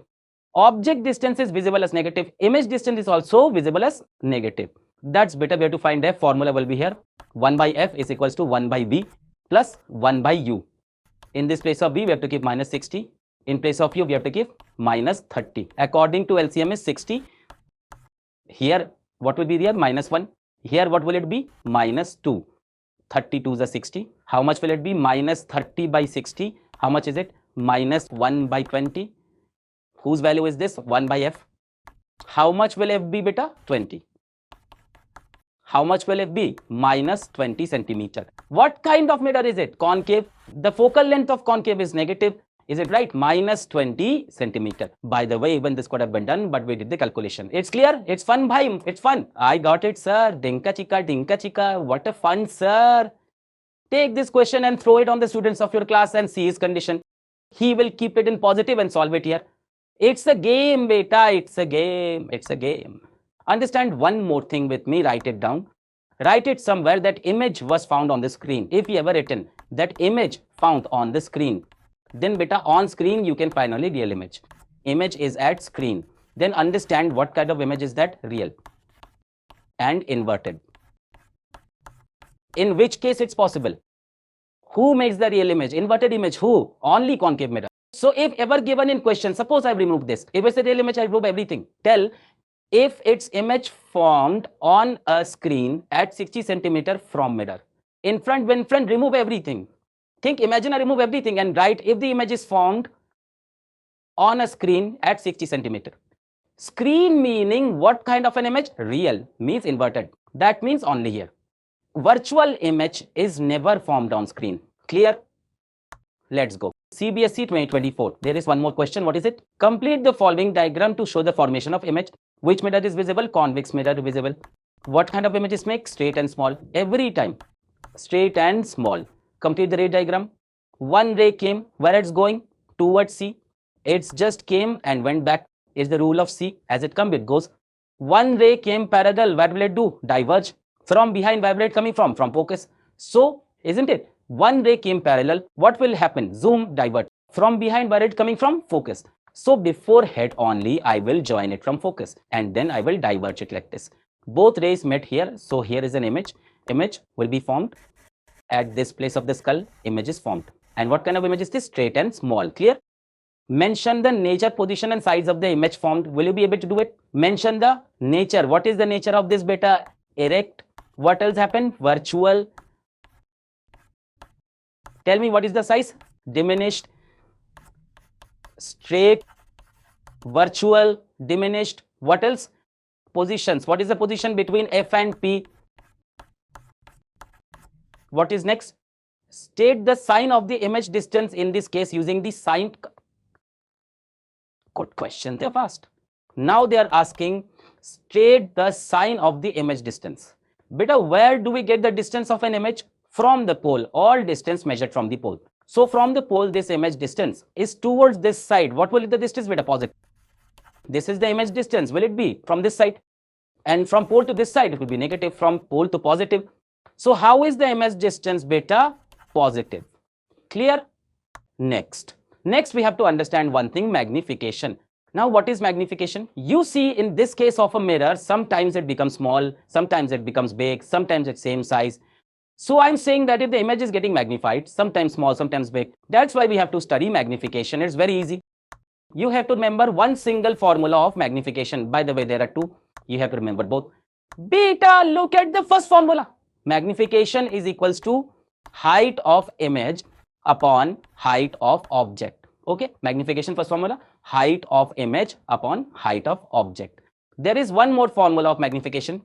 M is equals to minus V divided by 2. This formula will be the same in the lens. It will be the same in lens. This will keep changing. It's applicable lens in mirror. This will change. Height of image upon height of object minus V by U. What is V? Image distance. What is U? Object. So this formula you have to remember. Come, let's understand the game. CBSE 2025. Look, last year's question has come. A convex mirror. Bhaiya, looking at the convex. Man mein laddu phota mere. By looking at the convex. Convex meaning, how will be the focal length? It will be positive. Used for rear view. Where it was used? In rear view it was used. You have seen just now. Has a focal length of plus 1.5. Now we have to get the focal length of convex. Positive, will be positive, yes or no? Concave will be negative, convex will be positive. So convex mirror used for as a focal length, how much is it? Plus 1.5 meter. If a 3 meter high bus is located at 6 meter from the mirror. So beta, here I have a mirror, which is it? Convex. Here it is. What is kept in front? One bus is kept. And how much is the height of the bus given? 3 meter long bus. That's given. A 3 meter is visible. A bus is kept. And what is the height of the bus? 3 meters. This is the bus, 3 meter long. Okay. It's located at 6 meters from the mirror. How far is it from here? 6 meter distance. That means the object's distance U is always negative, minus 6 meters. Use mirror formula to determine the position. First we have to find out the position. Then what you have to do? Size of the image of the bus. Let's find the V first. This is very simple. 1 by F is equals to 1 by V plus 1 by U. In place of F we wrote 1 upon 1.5. 1 by V I don't know. How much is U? Minus 6, right? Or do plus like this, minus 6. This will go this way and become positive. 1 by V is equals to 1 by 6 plus 1 upon 1.5. Better we can write 1.5 as 3 by 2. From here we remove it. 5 into 3, 15. 5 to that one. 2 by 3. So 1 by V is equals to 1 by 6 plus 2 by 3. LCM will be 6. Here there will be 1. 3 into 2, 6. 2 into 2, 4. How much is it? 5 by 6. 1 by V is 5 by 6. From here, how much the value of V? 6 by 5 it is. Now, I have got V. How much is it? 6 by 5. How much is it? 1.2 meter. How is it? Positive. That means image will be formed on either side. Right? And it's supposed to be made. Why? Because what kind of mirror is this? Convex. The image is formed always this side between F and P. It's correct. Look, you can check it like this. Convex is always formed on this side. Concave always this side. Only one set from this side. Right? One way. Convex is always between F and P. Okay, what we have to find? Position. We need to find the size of the image. Size of the image. Look carefully here. The height of the object is given. The height of the bus is given. 3 meters. They had to ask for the height of the image. Size of the image. Magnification formula will be applied. Now, what is the formula of magnification? Height of image upon height of object. Do we know the magnification? Height of object we know, height of image are to find, but we don't know it either. We don't know it either. It is not possible. So we have to find the magnification. We had to learn the formula of magnification. M is equals to minus V by U. So keep it here. Minus V. How much is it? 6 by 5. So minus 6 by 5. What is U? Minus 6. Minus minus got cancelled, right? 6 by 6 cancelled. How much is it? 1 by 5. So found the magnification 1 by 5. Let's keep it here. Its place of magnification is 1 by 5. Height of image we don't know. Height of object, what is it? 3. From here, how much is the height of image beta? 3 by 5. 3 by 5 meaning 0.30, 0.6 meter. So an image will be formed on that side, and how will it be? Straight and small. Image of 3 meters object and 0.6 meters image. Straight and small. Clear? Straight and small. Is it clear, bhai? This is what happens at convex, right? One object was 3 meter bigger and it was formed in this side, straight and small. Is it clear, bhai? Very good. Understand one story. Understand the game of magnification. Game, a little bit of game. Can I call the magnification the height of an image upon height of object? Yes, master, you can. Can I also write that the height of image is equals to magnification into height of object? Is there anything wrong? The height of image is equals to magnification into the height of object. Let's understand the meaning. Suppose I tell the value of magnification is 2. What does this mean? This means that the height of image is equals to 2 times of height of object. We can write it, height of image is magnification into height of object. If the magnification is 2, then height of image is 2 times of height of the object. That means image is bigger. It's 2 times bigger than the height of object. It is magnified. Can you say it or not? Right? Okay, suppose I say magnification is half. That means the height of an image is equals to half times of height of object. Height of image is magnification into height of object. If the magnification is written as half, the height of image is half times the height of the object. That means an image is half the size of the object, meaning it's diminished. Okay, let's take another case. Did you understand the second one? Okay, let me tell you the third case. If I say the magnification is -2, so what does that mean? Let's write it and see. The height of the image is equals to magnification into height of object. That means -2 into height of object. That means the image is bigger than object 2 times, but it's negative. Negative means it is opposite. That means it will be the case. This will be the object. This will be the image. It's double of this is an object. This is object. This is an image. It's 2 times of this, but it's negative. Tell me, you getting the feel? Suppose if I write this, magnification is equals to -1/2. Now tell me, height of image is equals to -half into height of object. Meaning, the image small, but how is it? By height of object. What is the height of image? Half of the object. But how is it? It's opposite. That means if this is an object, then image. Look, if you do half of the height of the object, then you will get the height of image. So firstly, this is small and it is upright. Did you get the feel of this? Okay, very good. Yes, now we will do the question number of CBSE 2024's question. The linear magnification produced by a spherical mirror is +3. Based on this, what is the type of the meter? So, bhai, how much is the magnification? It is +3. Can I write it like this? That the height of image is equals to 3 times of height of object. That means the image is 3 times bigger than the object. Now look here, there is a positive. That means if an object is u, the image is 3 times bigger than this. And also the same side, this would have been minus, it might fall down. That means the image formed of the object is straight and big. सोचो जरा सोचो, मुझे क्या हुआ है? कैसी बेकरारी है ये? Erect and magnified. Forgive me, sometimes I go little here. Erect and magnified, straight and big. If I think of the convex mirror that was here, it's always formed a straight image.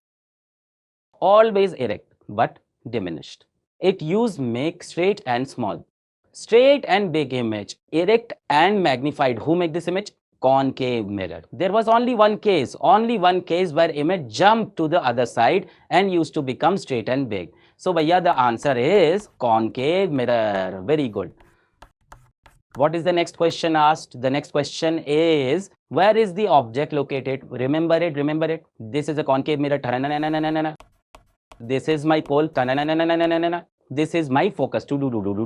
Was the object between F and P? There was this image was formed. Very good. So where is the object between F and P? Very good.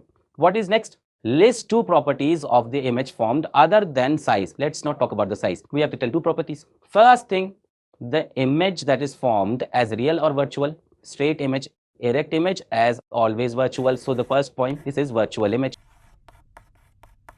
The second point is this is straight image. It's erect. Third point, if you want, you can tell where it's formed. Behind the mirror. Behind the mirror. Behind the mirror. Don't call it magnified because they have told about the size. Don't comment. So beta, here is the topic of mirror gets over. Ahead we will go and study lenses. But my lovely students, before going ahead, Guddu and Guria, both you listen. Revise the mirror properly, especially image formation by concave, convex mirror, mirror formula and magnification concept. If you learn this, then lens will be learned with a snapper finger. Let's start by, now we are going to start about lenses, spherical lenses. So we have to study about two lenses. One is convex lens, one is concave lens. How will you identify by? There is a very simple trick. The lens that is bigger and fatter from the middle, bigger and fatter from the middle, that is called convex lens. Thick in middle, convex.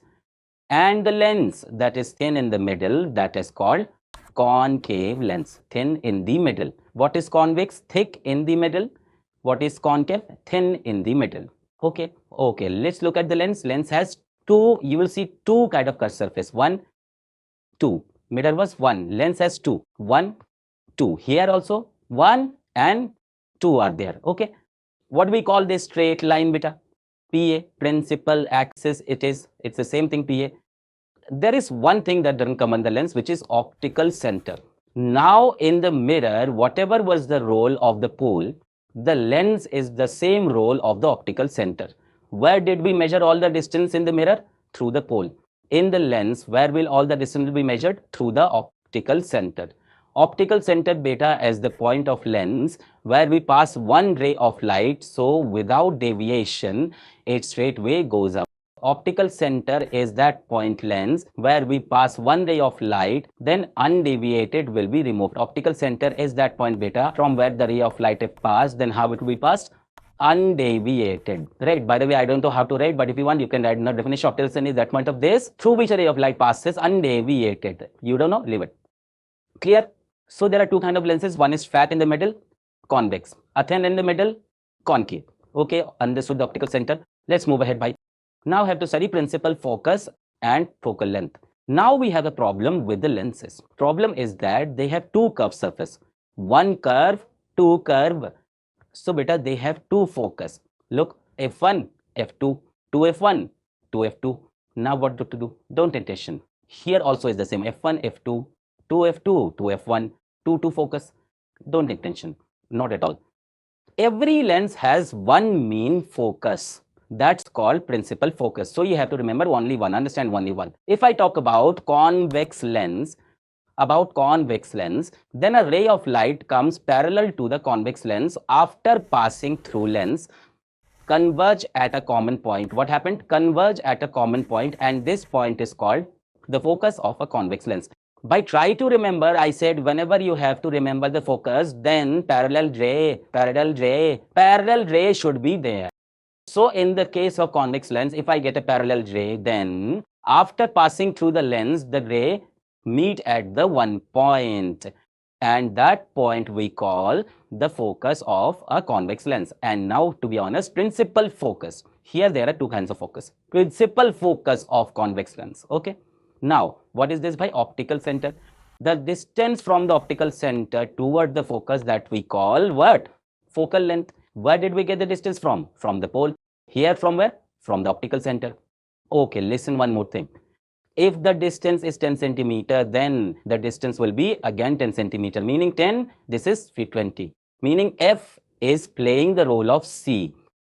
F playing the role of C. Listen, understand. If this is my distance, let us say 10 centimeter, then what will be the total distance till here? 20 centimeter. So this one plays of which role? It plays the role of C. It's on double length. Okay.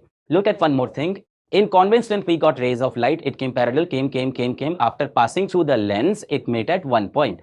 So can I call this as converging lens? Because we converge the ray of light. Concave mirror. Converging. Convex lens. Converging. Now everything is going to be reversed. The number of cases you have studied for the formation of the concave mirror, object at one, object at infinity, that all of those similar cases will be coming to convex lens. Concave mirror, converging. Convex lens, converging. It will be all reversed from here. So remember that mirror has to be flipped here. Come, let's look at the concave lens. Now, bhai, if you have to define the focus, then which ray? Parallel ray. So I got parallel ray came, and what did the concave lens do? It diverged like this. Got it? It came, sent it away very far. Will this rays go ahead and meet anywhere? No, it won't. So, sapne mein milti hai. Oh, kuri mere dot. Took it backwards. And we saw it meeting at the common point, which is the focus of this. Whose? The concave lenses. So we got a parallel ray in the concave lens. What happened? It diverged. You will not find it ahead. Then we did dot, met at somewhere at the point backwards. This is called its principal focus. It's clear? Okay, look carefully. What did the concave lens do to the rays of light? It spread it out. So which lens is this? Diverging lens. Convex mirror. Convex mirror. Remember this one. Convex mirror. What did it do? Diverge. And the same way the concave lens, what it do? Diverge. I told, right, we have to reverse it. The thing that convex mirror used to do the same thing, who did it? Concave lens. This is the reason. Study the mirror properly and come. Clear? Come on, let's move ahead. Next beta is image formation for convex lens. Just like there were so many cases formed in concave mirror, the same way here the cases will be formed for convex lenses. This time is very easy. Okay, rules for image formation. Rule number one, we have to study the rules. If a ray of light comes parallel, then after passing through the lens, it will pass through focus. Very simple. If a ray of light came parallel, then after passing through the lens, it went through the focus. Rule number two, if a ray of light passed through the optical center, then it will pass away straight. This is what I've said. Oh, optical center. What is it? The ray of light, if passes through optical center, then it goes straight and passed away. Rule number three, there won't be much use of this one. If a ray of light passes through focus, then after going through the lens, it will become parallel. It's opposite of this one. Look carefully. They are saying that if it's parallel, then after passing, it will go through focus. The same of it, if passes through focus, then after coming out of the lens, it will become parallel. Clear? It's the opposite of this. If passes through focus, then after coming out of the lens, it's parallel. We will not use this that quickly. These two will work. It came parallel, went to focus, went to the optical center without any deviation. Come, let's do image formation. Beta, if you want, you can do the same. Pen, paper, and scale, rubber, cutter, remove everything, keep it. And you have to do the same. You have to make a lens here. The thinner the lens, the thinner the line, the better the result. Thinner the lens, better the result. We have to do the same thing. There are 2 centimeter, we will make F1. From here, 4 centimeter to F1, meaning 2. This means 2 here. The same way, it's 2 centimeter, it's 2 centimeter same. Let's go. Firstly, object at infinity. This one will do at the end. We have to leave it for now. Let's start with object beyond 2F1. Now try to remember this object beyond 2C exactly like this. Object beyond 2F1. So we held the skull of the object. Held the skull. From the skull, we removed one ray parallel. Passed through what? Through focus. And one ray passed through the optical center. This is the rule, right? One ray was removed parallel. It will pass through what? Through focus. And one ray passed through the optical center. Both rays met here. So beta, here the skull image will be formed. Here the skull's image, it's formed. So what kind of image is formed? It's inverted. If inverted, then what kind of image is this? It will be real. And as we can see, it has become a little smaller. Where it is formed? Between F2 and 2F2. This is written here. Image between F2 and 2F2, real, inverted, and diminished. That's it, beta. We will take the object at 2F1, then we will take 2F1 and F1, then we will take it to F1, then between F1 and O. That same story will go ahead. Come, let's see the next case. Object at 2F1. I kept it here at 2F1. We will do the same thing. We got one ray parallel ray. After fighting, we passed through the focus. Zip, zip, zip, zip, zip, zip, zip, zip. We passed one ray through the optical center without any variation. It came out. Zuk, zuk, zuk, zuk. Both rays met here. So here, the image of the skull will be formed. This will become the image of the skull. Katak, katak, katak, katak, katak, katak, kru, kru, kru, kru. This. Look carefully. What kind of image is that? Again, a real image is formed. Again, inverted. Why real? Because the rays of light has really met. Real image, inverted image, and same size. Just as have happened at C. Object at C, image at C. Real, inverted, same size. Object at 2f1, image at 2f2. In this, we have to light become on this side. Real, inverted, same size. Now we take the object and go ahead to between 2f1 and f1. This, what will happen now? We got one ray of light parallel pass through the focus. Tick, tick, tick, tick, tick, tick, tick, tick. One ray of light passed through the optical center. Tick, tick, tick, tick, tick, tick, tick, tick. Both of the rays collided here. So here will be formed the skull's image. We got 2 from the skull. So here we formed kuchu kuchu kachu kuchu kachu kuchu ku kachu kuchu kachu kuchu kachu kuchu ku. Here is the image we formed. Object between 2f1 and f1, image beyond 2f2. How was it? Real, inverted, a little bigger, magnified. Image beyond 2f2, real, inverted, magnified. Are you understanding? What are we doing? As we are getting the object here, the image is running towards this side. What is happening to the image? It's running towards here and it's getting bigger also. If I look carefully, then the image is getting bigger. It's moving that way and getting bigger. The object is moving like this. The image is running that way and getting bigger. Next, I am bringing object at f1. Do you remember this? Object at focus. Where was the image formed? At infinity here. So, bhai, I removed the ray of the object from the skull. What will it pass through? It will pass through focus. Tuck, tuck, tuck, tuck, tuck, tuck. The second ray are passed through the optical center. Tuck, tuck, tuck, tuck, tuck, tuck. How are these two rays parallel? Where do parallel rays meet? Somewhere very far at the infinity it meets. It just meets, isn't it? Yes. Somewhere going far in infinity. Let's assume it meets somewhere here. So here the image of the skull will be formed. Or here the what kind is it? Real, inverted, highly magnified. Where was the image formed? At infinity. Where do the parallel rays meet, beta? At infinity. At infinity, how was it formed? Real, inverted, highly magnified. Very good. The same thing happened there. Object at focus, image at infinity. Just remember this. The all images that are formed this side, because mirror was there, light was getting reflected and going this way. Light passed through the lens, so the image was coming toward this side. Now, beta, again we'll move ahead. Object between F and O, we will do special case. Special case, object between F and P1. Object between F and O. Good thing. We got one ray parallel, passed through focus. Second ray cutting through the optical center. Now these rays are diverging. Where will it meet? In dreams. Where will it meet, beta? Look, one ray came parallel, passed through the focus, one optical center. What is that diverging? Never meet, never meet, never meet. What will we do with this? Sapne mein milti hai. Oh, kudi mere sapne mein mil. Somewhere here it will meet. So the image of the skull will be formed here. Hi. First time I'm seeing that the image forming straight. It's a convex lens. The image is formed for the first time. And when it formed, then it became bigger. And when it is formed on the same side as object, the image was formed where the object was. So where did we keep the object? Between F and O, where the image was formed on the same side on the object. How was it? Erect, virtual, founded in the frames, virtual, erect and magnified. Virtual, erect and magnified. Till I got it. Now let's go there. Case of object at infinity. Let's start from here. Look, the object at F1, where is the image? At infinity. Get the object a little this side. Here it is. Why did the image come? Beyond 2f2. Take the object to 2f1. Why did the image come? At 2f2. Now if you get more the object outside, the more image goes inside. Look at this. The object was here, image beyond 2f2. And the object moved here, came here. Image moved here from, can you see it?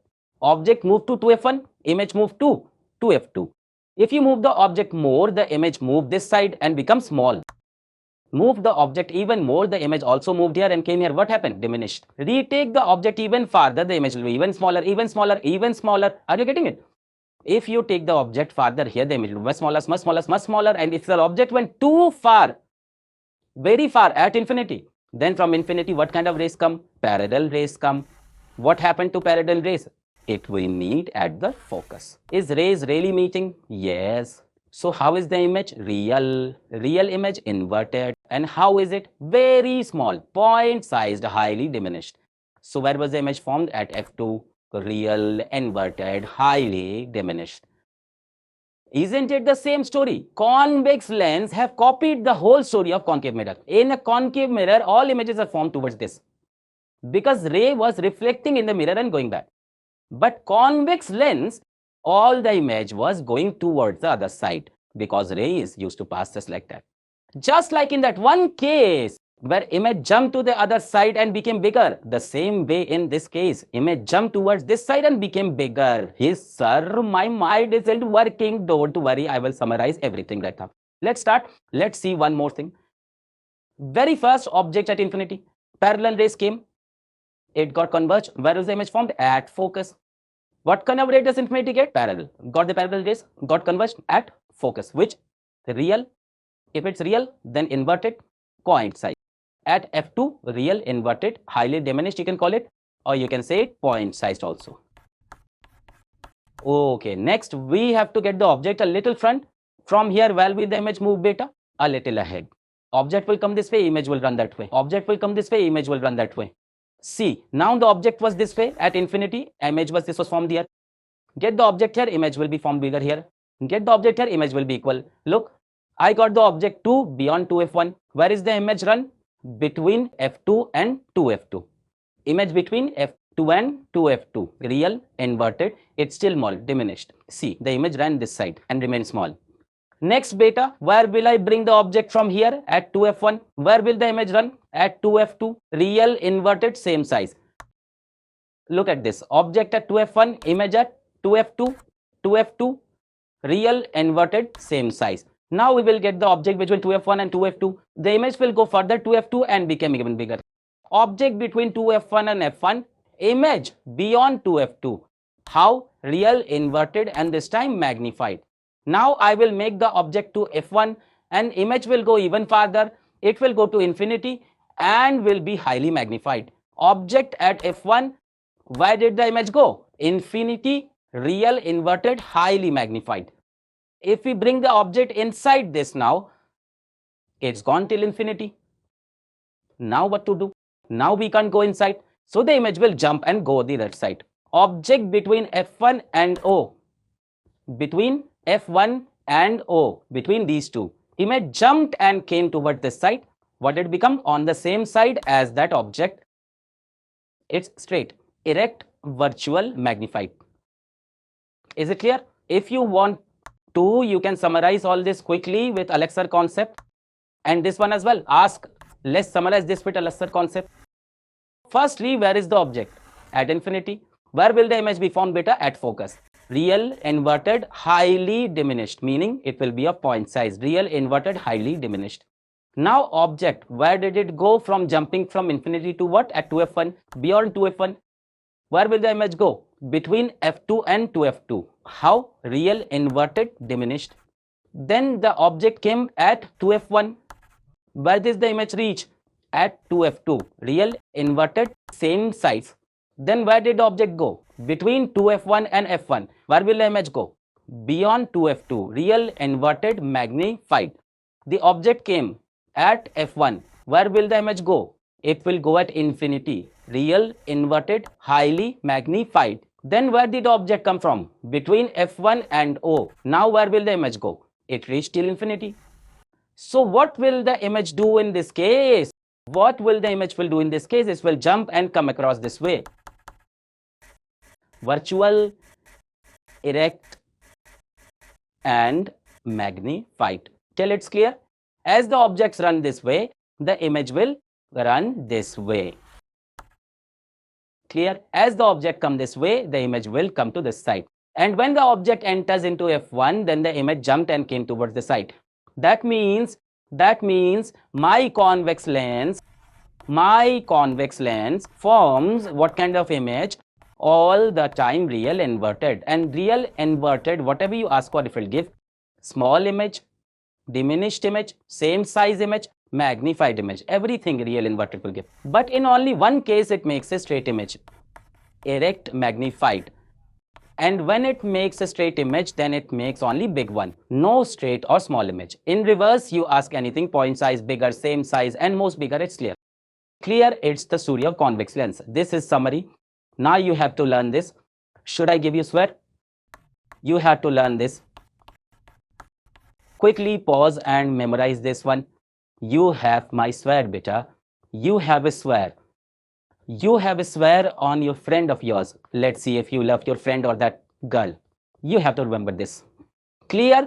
Did you memorize it? Let's move ahead. This is all the same case, yes. Come, CBSE 2024 question. Let's solve it. What did CBSE ask? At what distance from convex lens should an object be placed to get an image of the same size as that of the object on the screen?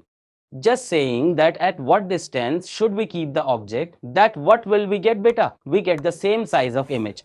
Same size at C case. Here it will be 2f1, this. Do you remember? This f1, this 2f1, this f2 and this 2f2.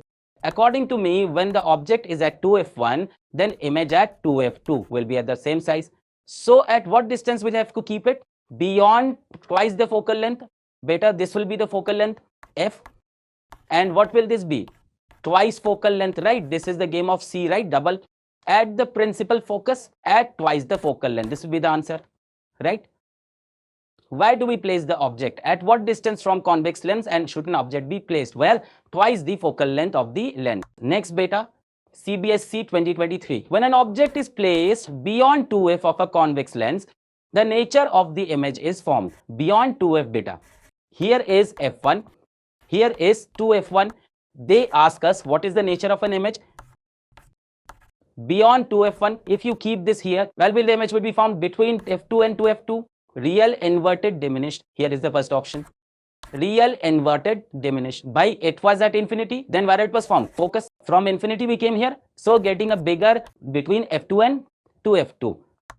Let's go. What is next? Image formation for concave lens. The way there were only two cases in convex mirror. Do you remember? Convex mirror always form virtual, erect, diminished. Always a small straight image. Straight and small. The thing that was done by convex mirror over there, here the same thing was done by concave lens. Always a straight and small image. Still, let's read the rules and regulations by. What is the first rule? If the ray of light is parallel, then after hitting the lens, it will diverge. If we meet the diverging light again, you will feel where it's coming from, focus. This is the first rule. Did you get it? What is the first rule? If the ray of light is parallel to principal axis, after passing through the lens, it will diverge this way. The diverged line, if we join, then we feel like it's coming from focus. Second rule, ray of light passes through the optical center, then the way it came, the same way it will pass away the same path. There are only two rules. Parallel ray came and it went off. It's diverging. It will diverge. Backward, it's dot, dot, dot, dot, dot coming from f1. And from the optical center, it will pass through straight away. Come. There will be only two cases, just like it was there. Object at any distance except infinity. Object at finite distance anywhere except infinity. What happened? We placed the object anywhere.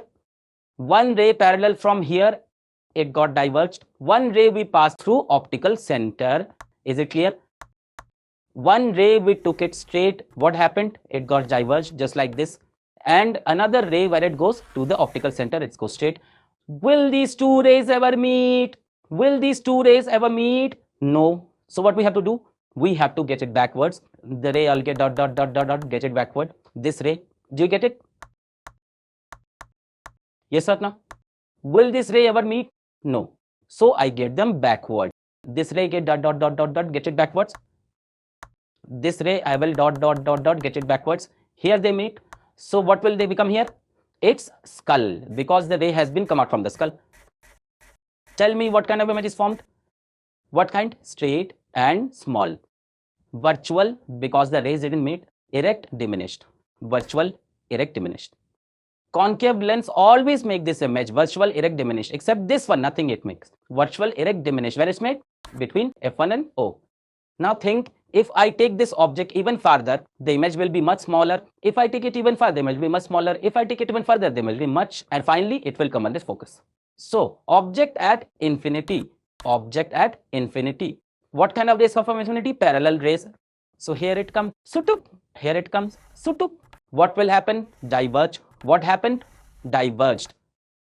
Concave lenses are what? Diverging lens. Convex mirror is what mirror? Diverging. Concave lens, convex. Now these two rays will never meet. So we will take this behind dot, dot, dot, dot, dot, dot, dot, dot, dot, dot, dot, dot. It's coming from where? From focus. Where is the image for? On focus. How is it? Virtual, because rays didn't really meet. So what kind of image is formed? Virtual and virtual. Is it clear? These rays have diverged. Join them from the behind. Yes. So what kind of image is it? Virtual. It is virtual, so it's straight. How else, beta?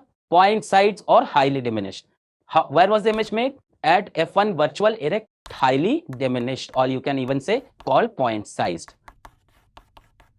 Did you understand? Keep the object anywhere where the image will be formed between F1 and O. Virtual, erect, diminished. The object will be even far. Image will become here. Even far. It will come here. Even far. Here, here, here, here, here. And a small one on F1 straight and point sized. Virtual, erect, highly diminished. Clear? There is not much of these cases. Learn this one as well. It is very simple. If I have a concave lens, in exam, if I've been given concave lens, then it can make only one type of image. What? Virtual, erect and diminished. Virtual, erect and small. Okay, bhai, it's clear. Let's study the difference of concave lens and convex lens. Now, convex lens has different kinds of images. Ask for it and it will give. I asked convex lens if I can make inverted image. He told, what kind of inverted do you want? You want point size? I will make it. A little smaller? I will make it. You want same size? I will make it. You want a little bigger? I will make it. You want highly magnified? I will make it.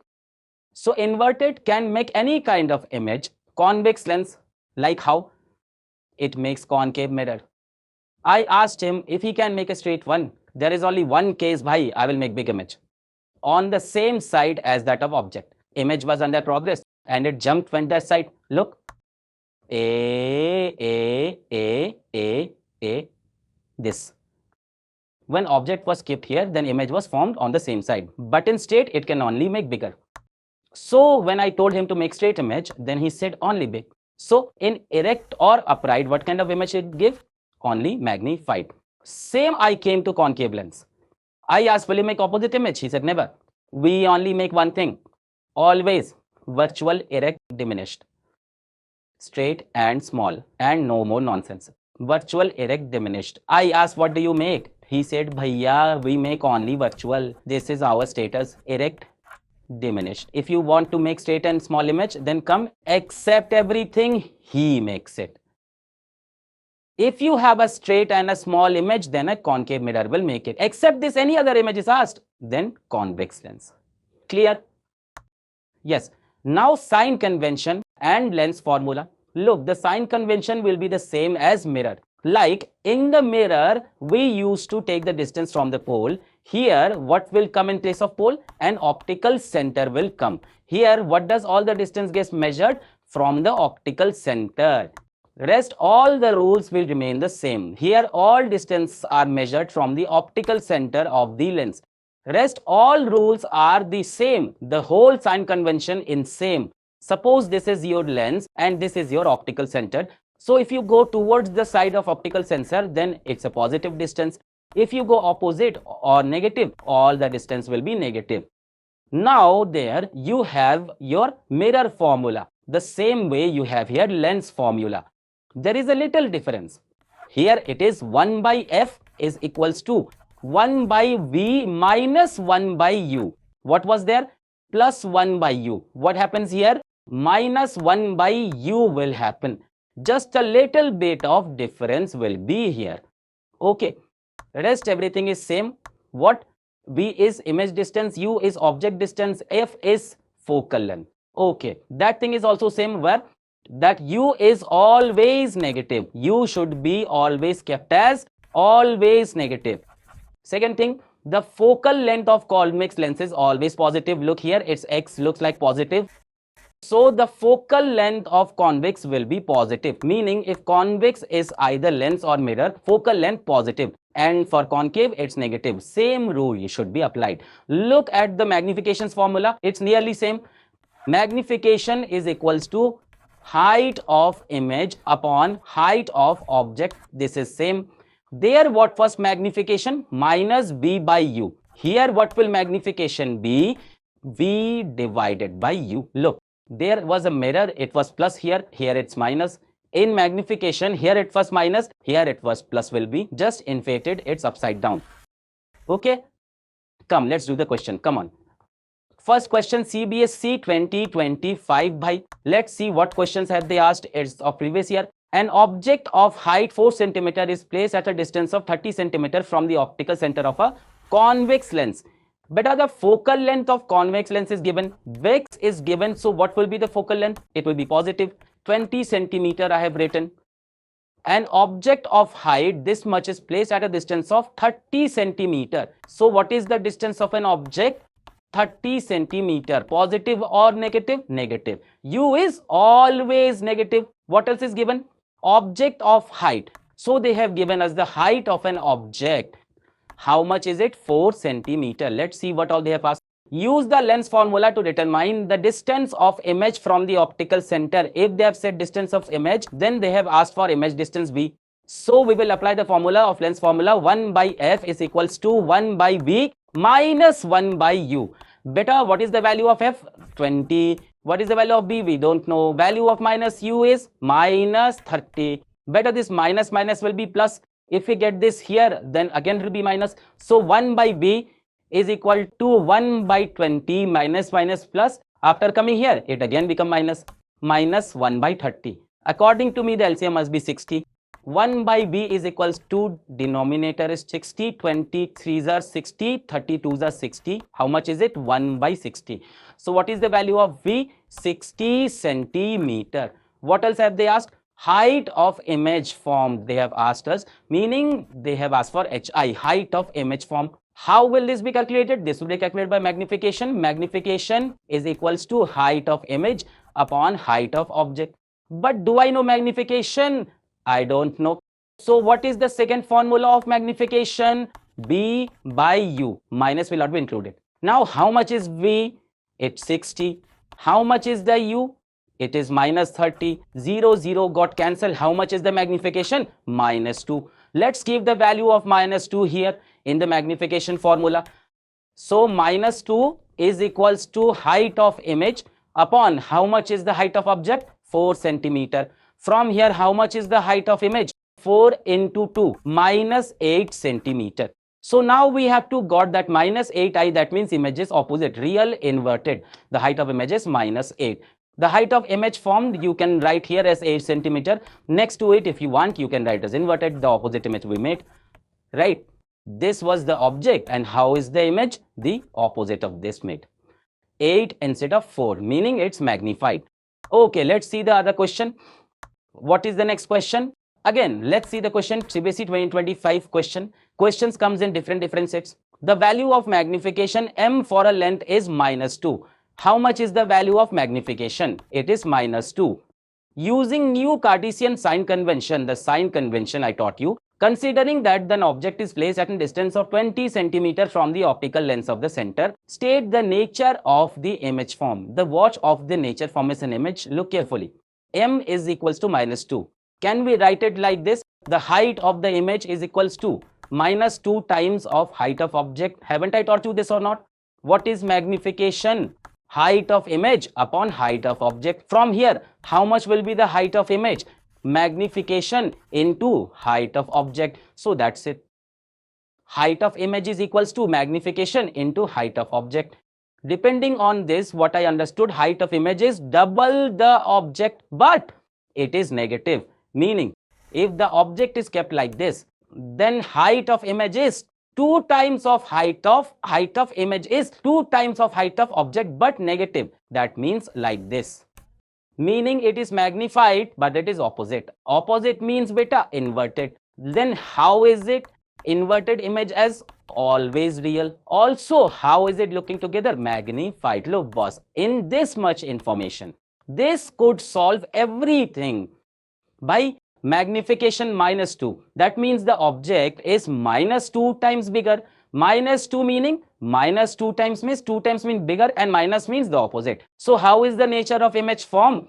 Real, inverted, magnified. Real, inverted and magnified. It is big. It's double the size. What is next? Size of the image compared to the size of the object. Size of image compared to size of the object. I feel it's double. If we talk about only the size, then height of image is double the height of object. So in this you can say size of image, what is this? Double of object. The size of image is double the size of object. It's clear. Can we write as double? Position of the image. Better, now they have asked me about V. Position of the image. Now I have to find out V. How do I find out V? Come, let's think how to calculate. So what I have now, I have convention considering object. Okay, I have the value of M, and the value of M is V by U. How much is the value of M? -2.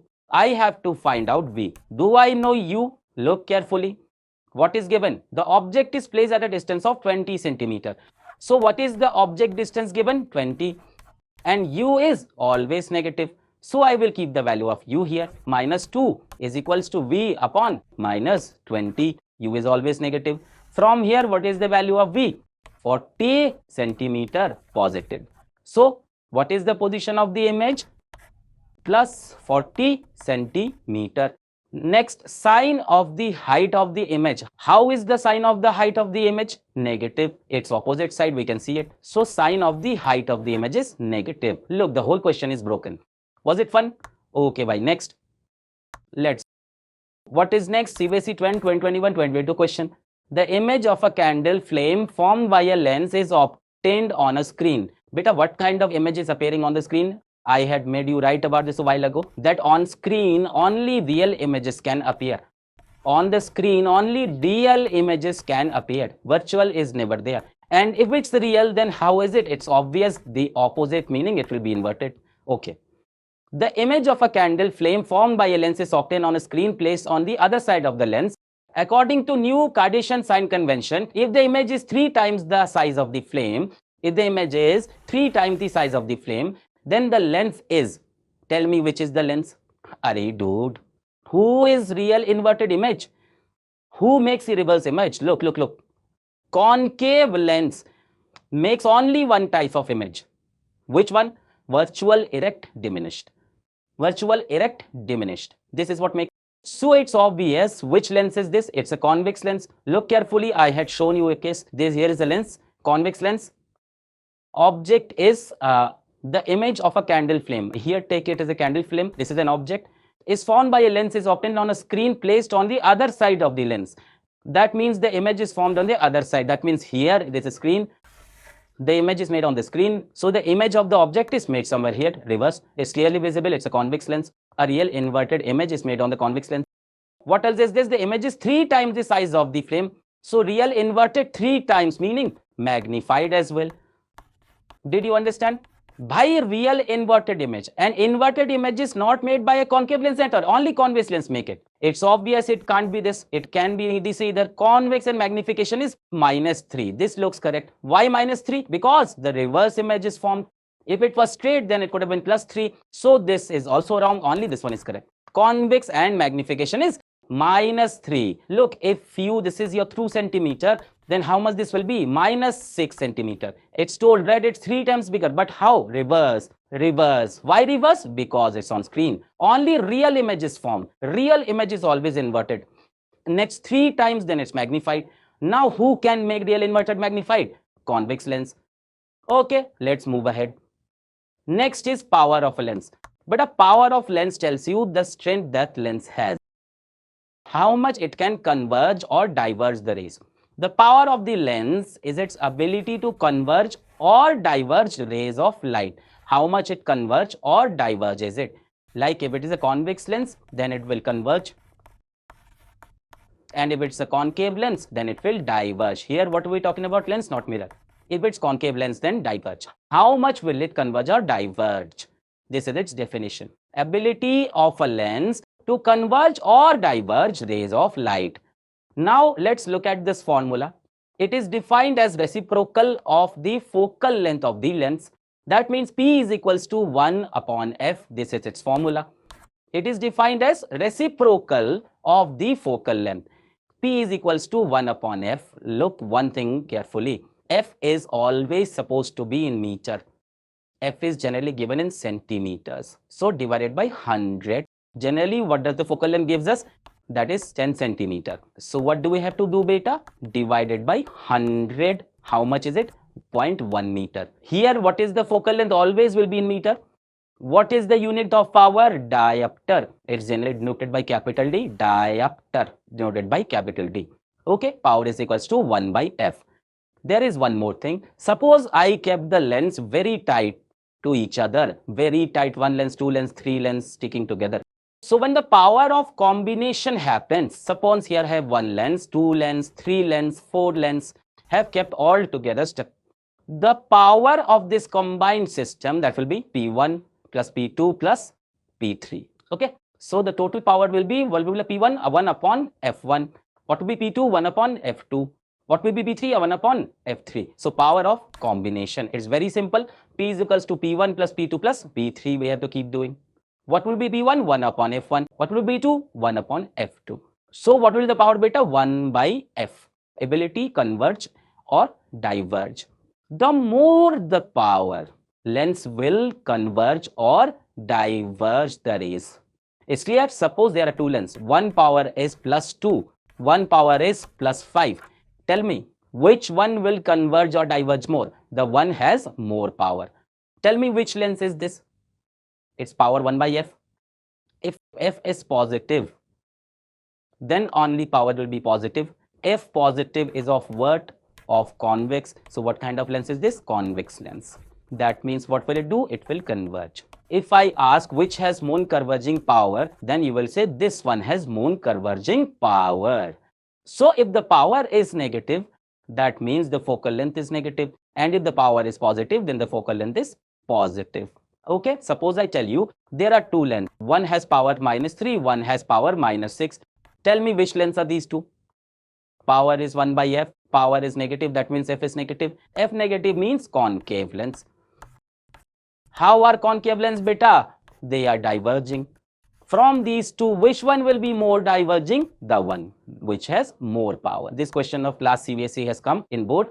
CBSE 2023. What is it? An object is kept at a distance of 1 meter from a lens of power plus 2D. How much is the power of lens? Plus 2D. Meaning, how is its focal length, beta? It's positive. And positive focal length meaning, which lens is this? Convex lens. All these will be understood by power. Identify the type of lens. Okay. Which lens is this? Convex lens. And what else we can say? Convergent lens. How did we get the type of lens? The power was positive and focal length is positive. Calculate its focal length. They have asked us to calculate the focal length. That's very simple. Power is equals to 1 by F. How much is power? 1 by F.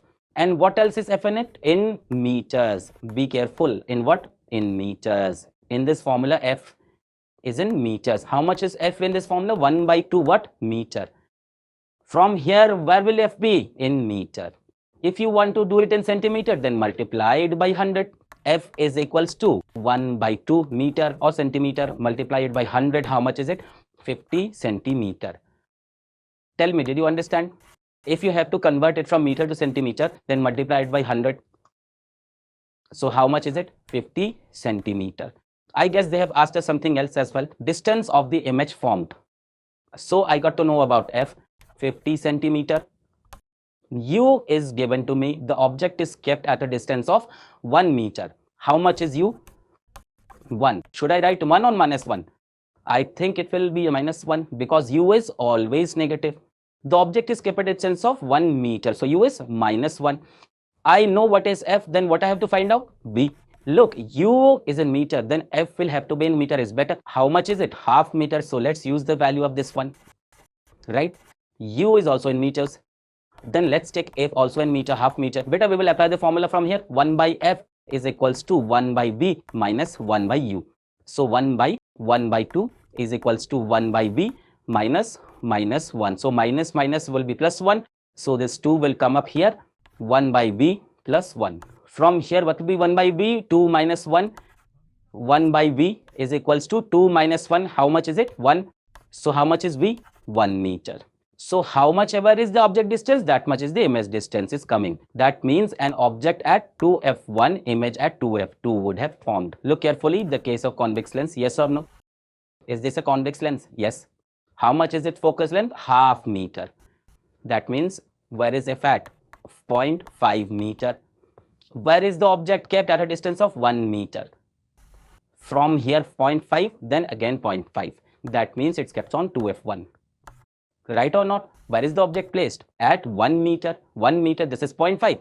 Look, how much is the focal length? Half meter, that means 0.5. And where is the object placed? At 1 meter, double of this one, meaning 2f1.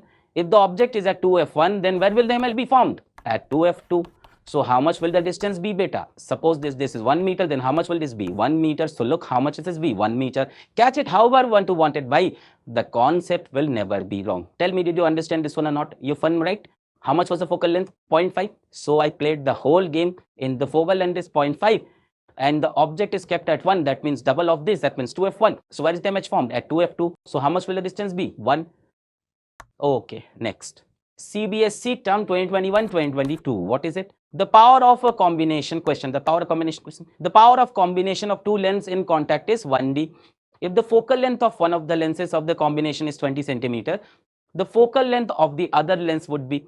What is the formula of power combination? P is equals to P1 plus P2 plus P3, but there are only two lenses. Power of combination, beta, we can write it like this. How much will be P1? 1 by F1. What will be P2? 1 by F2. And if you give attention in what should be the focal length, it should be in meter. Let's go. What is the power of combination by? 1 by F1 has given, right? The focal length of one of the lenses of the combination is 20 centimeter.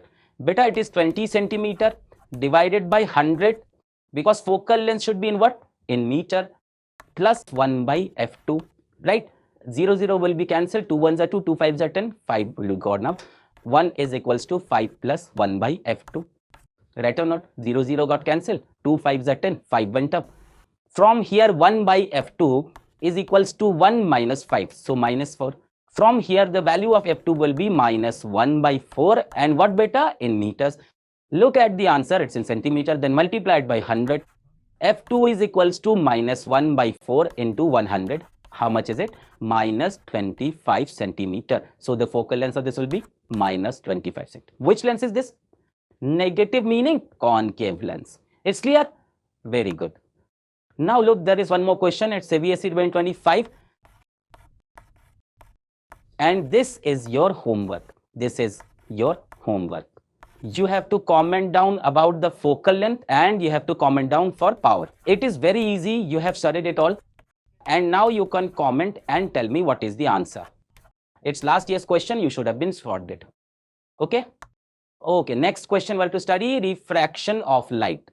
Now what happens in refraction? Light goes from one medium to another medium. What was that in reflection by? Light came, reflected and went back. What will happen in refraction? Light will go from one medium to another medium. And when the light is going from one medium to another medium, then it bends a little. It bends down. Suppose light is moving in air. This light came through air and assume then it went underwater. Then what will happen? It will bend a little. Then this phenomenon is called refraction. The bending of light ray when it travels from one medium to another. Look, this was written here. The bending of light ray when it travels from one medium to another. When light goes from one medium to another, then it changes its path. Now the question is the cause of refraction. Why light changing its path? Suppose light was in one medium, it was going like this, like this. After coming to another medium, look what happens. It's supposed to go this way. Another medium, it changes its path. What happens to light, beta? It bended. What happens like this when it goes from one medium to another medium? Now the question is, why does light changes its path? According to your syllabus, the answer is because light travels with different speed in different medium. What is the answer? Refraction occurs because light travels with different speed in different medium. By in air, the light travels fast. After going into water, the light slows down. So whenever light goes in one medium to another medium, then its speed changes, and that's why light bends. So remember this, refraction occurs because light travels with different speed in different medium. In class 11, you will know the real reason behind it. For now, understand this much. Now it's about how the light bends. Let's assume that light is going from rarer to some denser medium like this, or it's going from denser to rarer medium. Now it comes, what is denser medium, what is rarer medium?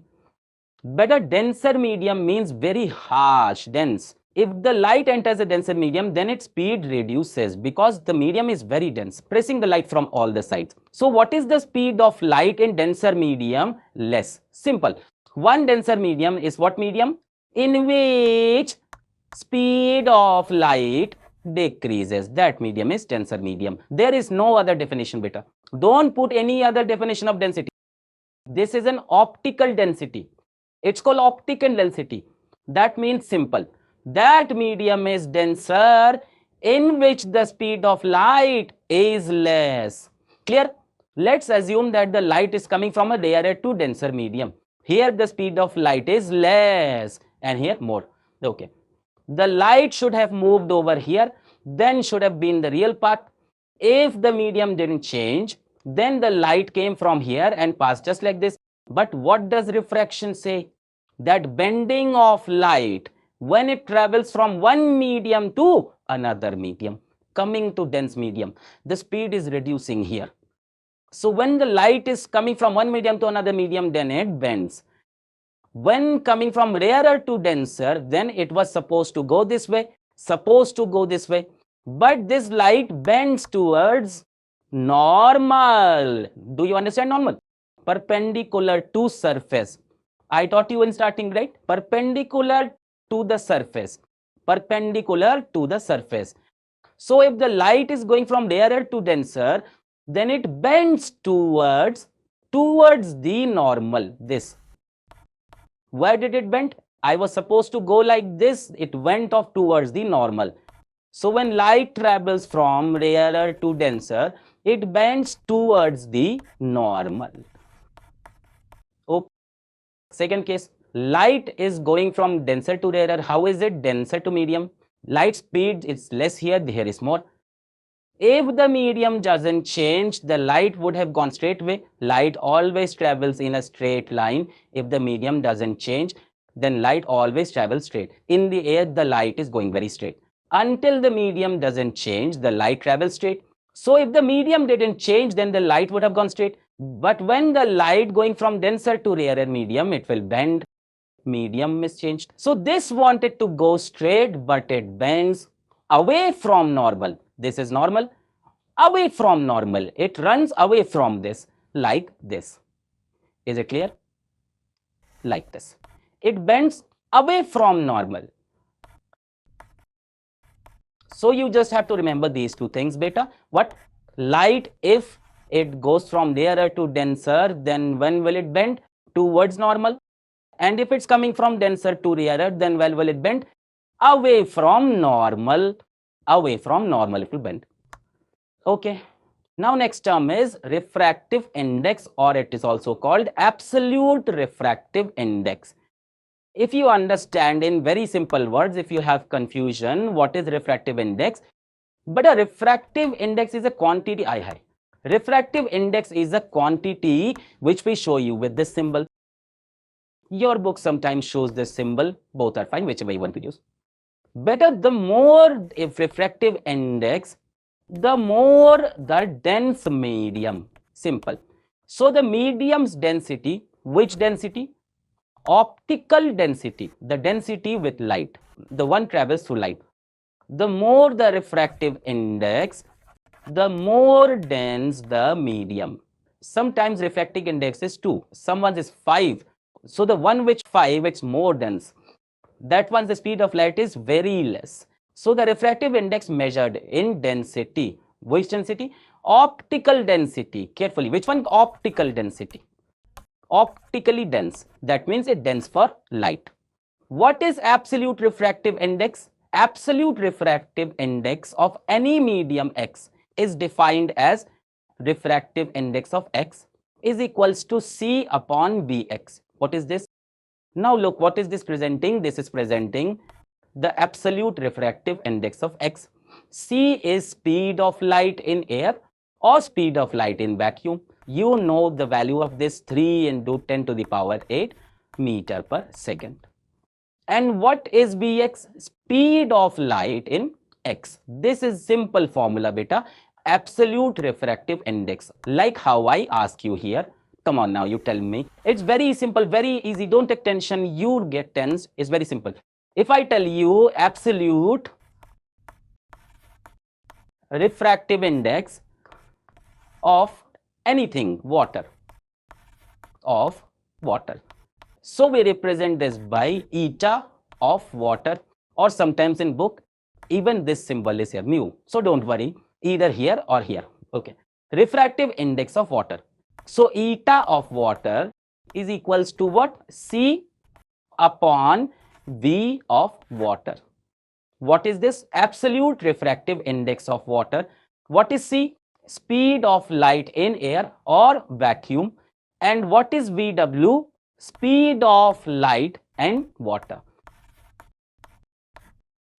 Is it clear? Speed of light in water. Okay. So if you want to calculate the absolute refractive index of any medium, then what will you do? Numerator C, meaning speed of light in air, upon speed of light in that medium. It's very easy. Suppose I tell you absolute refractive index of glass, find out. So what will you do, beta? What will this be? Refractive index of glass is equals to C upon speed of light in glass. What is this? Speed of light in glass. It's simple. Can you solve it? The speed of light in glass was given. You know the value of C, 3 into 10 to the power 8 meter per second. So the refractive index of glass, absolute refractive index of glass, you can solve it. Look at one more thing. It's very important. I will tell you. It's a beautiful thing. You look carefully. The absolute refractive index is inversely proportional with speed of light. Inversely proportional. I mean to say, the more the absolute refractive index, the less speed of light in that medium, meaning the light will move slow. If the light moves slow, means medium is that dense. So understand, very simple. I have two medium. One refractive index is, let us say, 2. Another one's refractive index is, let us say, 5. Now you will tell me which is more dense in this, which has more refractive index, that will be more dense. And whichever is more dense, inside the speed of light will be less. Light will move slowly in this. So actually refractive index is measured of what? Of density, optical density. Whichever has more density, that has more refractive index, and the speed of light is less. Clear? Let's look at the question. CBSC 2023's question. It is absolute refractive index of water. Absolute refractive index of water is 4/3, and absolute refractive index of glass. Water and glass. Glass has 3/2. They have asked you in which of the two media is the speed of light more? In which the speed of light is more? Comment and tell me. You know to pause the video. Bhai, how much is this? 3 1s are 3, 10. 3 3s are 9, 3 3s are 9. And how much is this? 1.5. The refractive index of this one is more. So what kind of medium is this? Denser medium. The denser it becomes, so the speed of light will be less. What they have asked, in which one of the two mediums speed of light is more? So it's obvious what will be inside this. Speed of light will be more. What would be the reason? What kind of medium is this? It's rare and medium. What is the reason? The refractive index of water is less than refractive index of glass. The refractive index is more. So what kind of medium is this? Denser. And what kind of medium is this? Rarer. And light moves fast in rarer medium. Which will light travel with more speed? Inside the water. It's clear? The refractive index of water is less. Next, beta, look. Now we have a refractive index of two medium. Now you have understood what is absolute. Now the refractive index of two medium. It's very easy. Suppose I have two medium, 1 or 2. I asked you to find the refractive index of second with respect to first. Find out the refractive index of second versus first. This is how it's written. Refractive index, look at the way it's right here. Refractive index of 2 with respect to 1 is equals to refractive index of 2 upon refractive index of 1. It's very simple. Okay, the refractive index is the speed of light's inversely proportional. It was reverse proportional. You have seen it behind. What is it? See, every time different proportion is coming inversely. Now look, refractive index of 2 with respect to 1, n2 upon n1 is equals to speed of light in 1 upon speed of light in 2 becomes opposite. This beta is a general formula in which you have to remember. Refractive index ratio of 2 medium. Refractive index of 2 with respect to 1 is equals to n2 upon n1 is equals to v1 by v2. What is v1? Speed of light in 1. What is v2? Speed of light in. Beta, if they ask you to calculate refractive index of any two medium, suppose they have tell you refractive index of, carefully, refractive index of A with respect to B. Come on, tell me fast, what will be the formula? Think. Refractive index of A with respect to B is equals to refractive index of A upon refractive index of B is speed of light, rearrange everything. Speed of light in B upon speed of light in A. Clear? Very simple. Very simple. Okay. Refractive index of X with respect to Y. Tell me. Refractive index of X upon refractive index of Y is equals to speed of light in Y upon speed of light in X. And what do we call this? Refractive index of X with respect to Y. Refractive index of X with respect to Y, and X upon Ny is equals to Vy by Vx. Is it clear? Let's see question of CBSE 2025. If absolute refractive index of two medium X and Y are, so refractive index is given in two medium. For X it's given 6 by 5 and for Y it's given 4 by 3. What they have asked? Then the refractive index of Y with respect to X. What they asked for? For Y with respect to X, right? They have asked for this. Refractive index Y with respect to X. What can I write this, beta? Refractive index of Y with respect to X is equals to refractive index of Y upon refractive index of X. How much is the refractive index of Y? 4 by 3. How much is X? 6 by 5. So beta, how much will be? Cross multiply. 4 by 3 into 5 by 6. It would be 2 2s are 4, 2 3s are 6. How much this is? 10 by 9 is the answer. 10 by 9, option A. Clear? Look, it came last year. Question is like deserts. CBSE 2025. Understand carefully. Absolute refractive index of water and glass. So absolute refractive index of water, how much is it? 4 by 3. And glass, absolute refractive index of glass is how much? 3 by 2. If the speed of light in glass, speed of light in glass is 2 into 10 to the power 8 meter per second. What they have asked for? The speed of light in water, speed of light in water is how much? Now look, there are these 4 things. Is this formula working in your mind or not? It's working in my mind, bhai. It's working, bhai. I find out anything, whether I find water with respect to glass, whether glass with respect to water, my wish. I will do one thing, refractive index of glass with respect to water. We can calculate anything, calculate whatever you want. Refractive index of glass with respect to water is equals to refractive index of glass upon refractive index of water is equals to speed. It's all jumbled. Speed of light and water upon speed of light in glass. 10 minutes clear, and speed is different. Okay. Now look, I know the refractive index of glass is, I know 3 by 2. Refractive index of water, I know 4 by 3. Do I know the speed of light in water? No. This is what I have to find out.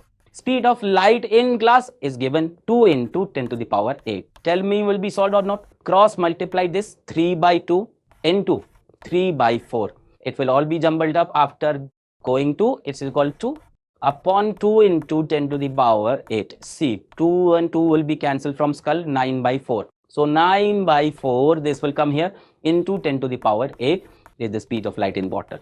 But how much is this? 2.25 into 10 to the power 8 meter per second. This is speed of light in water. That's it. Just had to concept to be caught. Now, if we do the opposite, this will come again. If you have to find the refractive index of water with respect to gas, then will also come. Don't take tension. If you want, you can do it. Okay, bye. Let's move ahead. Now, what is it? Refraction through a glass slab. Better think this as a glass slab that we have. You might have seen as cap as paperweight. One ray of light came from here. Where it came from? From here. That means from rarer medium, it hits here. This we call incident ray. Okay. From rarer, it's going denser, because what kind of medium is glass? It's denser, it's little harsh. So the light was supposed to go like this, but it bent it where? Towards the normal. Towards the normal it went, then rarer to denser, towards the normal. It came, then it hit here again. Then medium again changed. This time through glass its air is passing. That means denser to rarer. It was supposed to go like this. It got bent away from normal because it's denser to rarer. It should have gone like this, but medium changed, so it bended away from normal. Okay. Now you have to remember two things in this. First thing, angle of incidence and angle of emergence. These two are equal. This is an emergent ray. This is ray incident and this one is emergent ray. Angle of incidence or angle of emergent. Look at this. Angle of emergence, angle of incidence. These two are equal. Second thing, the incident ray that you have, if I push this forward, then this incident ray and emergent ray will be parallel from each other. Emergent ray is parallel to incident ray. That's it. Only these two things are asked from this. So when glass slab, we have to remember two things. What? One ray of light came from air in glass, it bended towards normal. Then from glass, it went into air, it bent away from normal. This is incident ray, this is emergent ray. This is angle of incidence, angle of emergent. These two angles will be equal and the incident ray will be parallel to emergent ray. One condition, provided both the sides of the glass then should be same medium, whether it's air, whether it's water, be it any medium. Both the sides, same medium will be there. Only then these two angles will be same. And that's when emergent will be parallel to incident ray, provided medium on both sides is same. Then what will happen? Incident ray parallel to emergent ray, angle of incident equals to angle of emerge. Last thing is beta law of refraction. We study reflection, refraction. First law is very simple. What does it say? That the incident ray, where it was, it's the same law. The incident ray, this, the refracted ray, this, the refracted ray will be formed. It won't be reflected because refracted ray, normal, this is the normal, perpendicular to the surface, lies on the same plane. So incident ray, refracted ray and normal lies on the same plane. They lie on this plane. This is the first law. It's very simple. The incident ray, refracted ray, normal lie on same plane. Second law is very important. It's called Snell's law. It's the name of the scientist. It's on his name. Also comes in exam. State tense. What does it say? The ratio of sine of angle of incidence to the sine of angle of refraction remains constant for a pair of medium. Read it. The ratio of sine of angle of incident to the sine of angle of refraction remain constant for a given period of medium. Suppose this is a medium 1, this is medium 2. So what does the law say? That whatever is the ratio, have you heard of sine cos? Sine cos tan, sine I upon sine R. What is that? It will be constant until your medium is fixed. That means your two mediums are fixed. So sine I upon sine I are fixed. First, let's understand this. What are they trying to say? Suppose one medium is this and one medium is, I put the light on I1 angle, it went to R1 angle.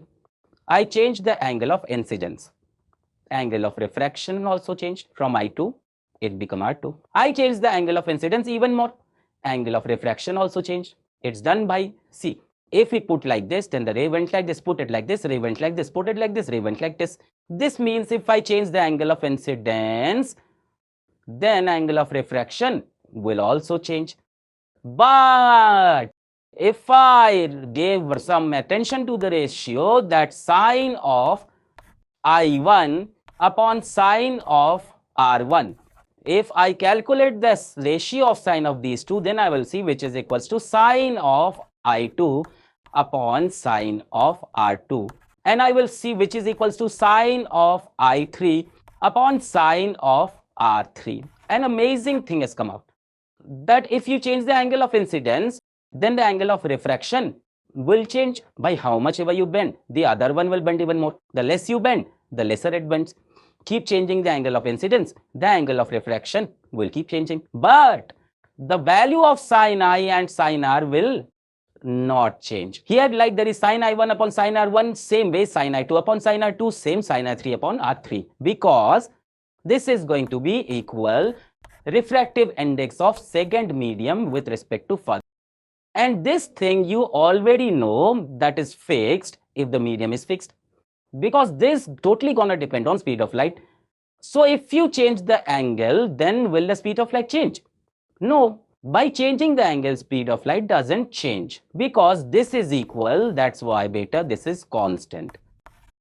The ratio of sine I by sine R, it is equals to refractive index of second medium with respect to first, which depends on speed of light, which is already defined. That's why this ratio is same. That's Snell's law. The ratio of sine of angle of incidence to the sine of angle of refraction is constant for what? For a given pair of media. Why? Because this is sine I upon sine R is equals to what? The refractive index of second with respect to first. Let's see another case, beta. Case of no bending, meaning no refraction case, where there is no refraction will be happening. Even though the medium is changing, but there won't be any refraction. When can such thing happen? If a normal incidence is happening, what incident? Normal. This is surface. If you put the ray perpendicular to the surface, then beta ray will go away straight, completely straight, and no refraction will happen. If you put the ray perpendicular to the surface, then no refraction will happen. Why? Because it comes perpendicular. Then how much will be the angle of incidence? 0. Because normal is also this, incident is also this, and angle of refraction is how much? 0. In that case, the ray will go straight. Like there is a curved surface, beta. If you have any curved surface like this, then think of ray of light. Think ray of light is coming like this. Okay. Now look carefully on this surface here. Isn't the ray of light perpendicular here? If I see here, like here, carefully, on this place, on this place, if this ray of light is perpendicular, for sure it is. That's why look from here to here, it's without any deviation, it entered. If a ray of light is going in this circle center, then it is perpendicular to the circle, means which incident is it? Normal incidence. And what happens to normal incidence? Ray of light enters inside without any deviation. Suppose here if I say, I'll show you one more thing. Look at this. Suppose ray of light came like this. Now beta, look at this carefully. Look at this here. The surface over here is like this. Isn't this looking like anti-degree? For sure it's looking like. Isn't this 90 degree? Look, it's perpendicular or not? Look here. This surface and this surface is perpendicular. So beta, whenever light is going perpendicular, then it goes off without deviation. What can be the second case, beta?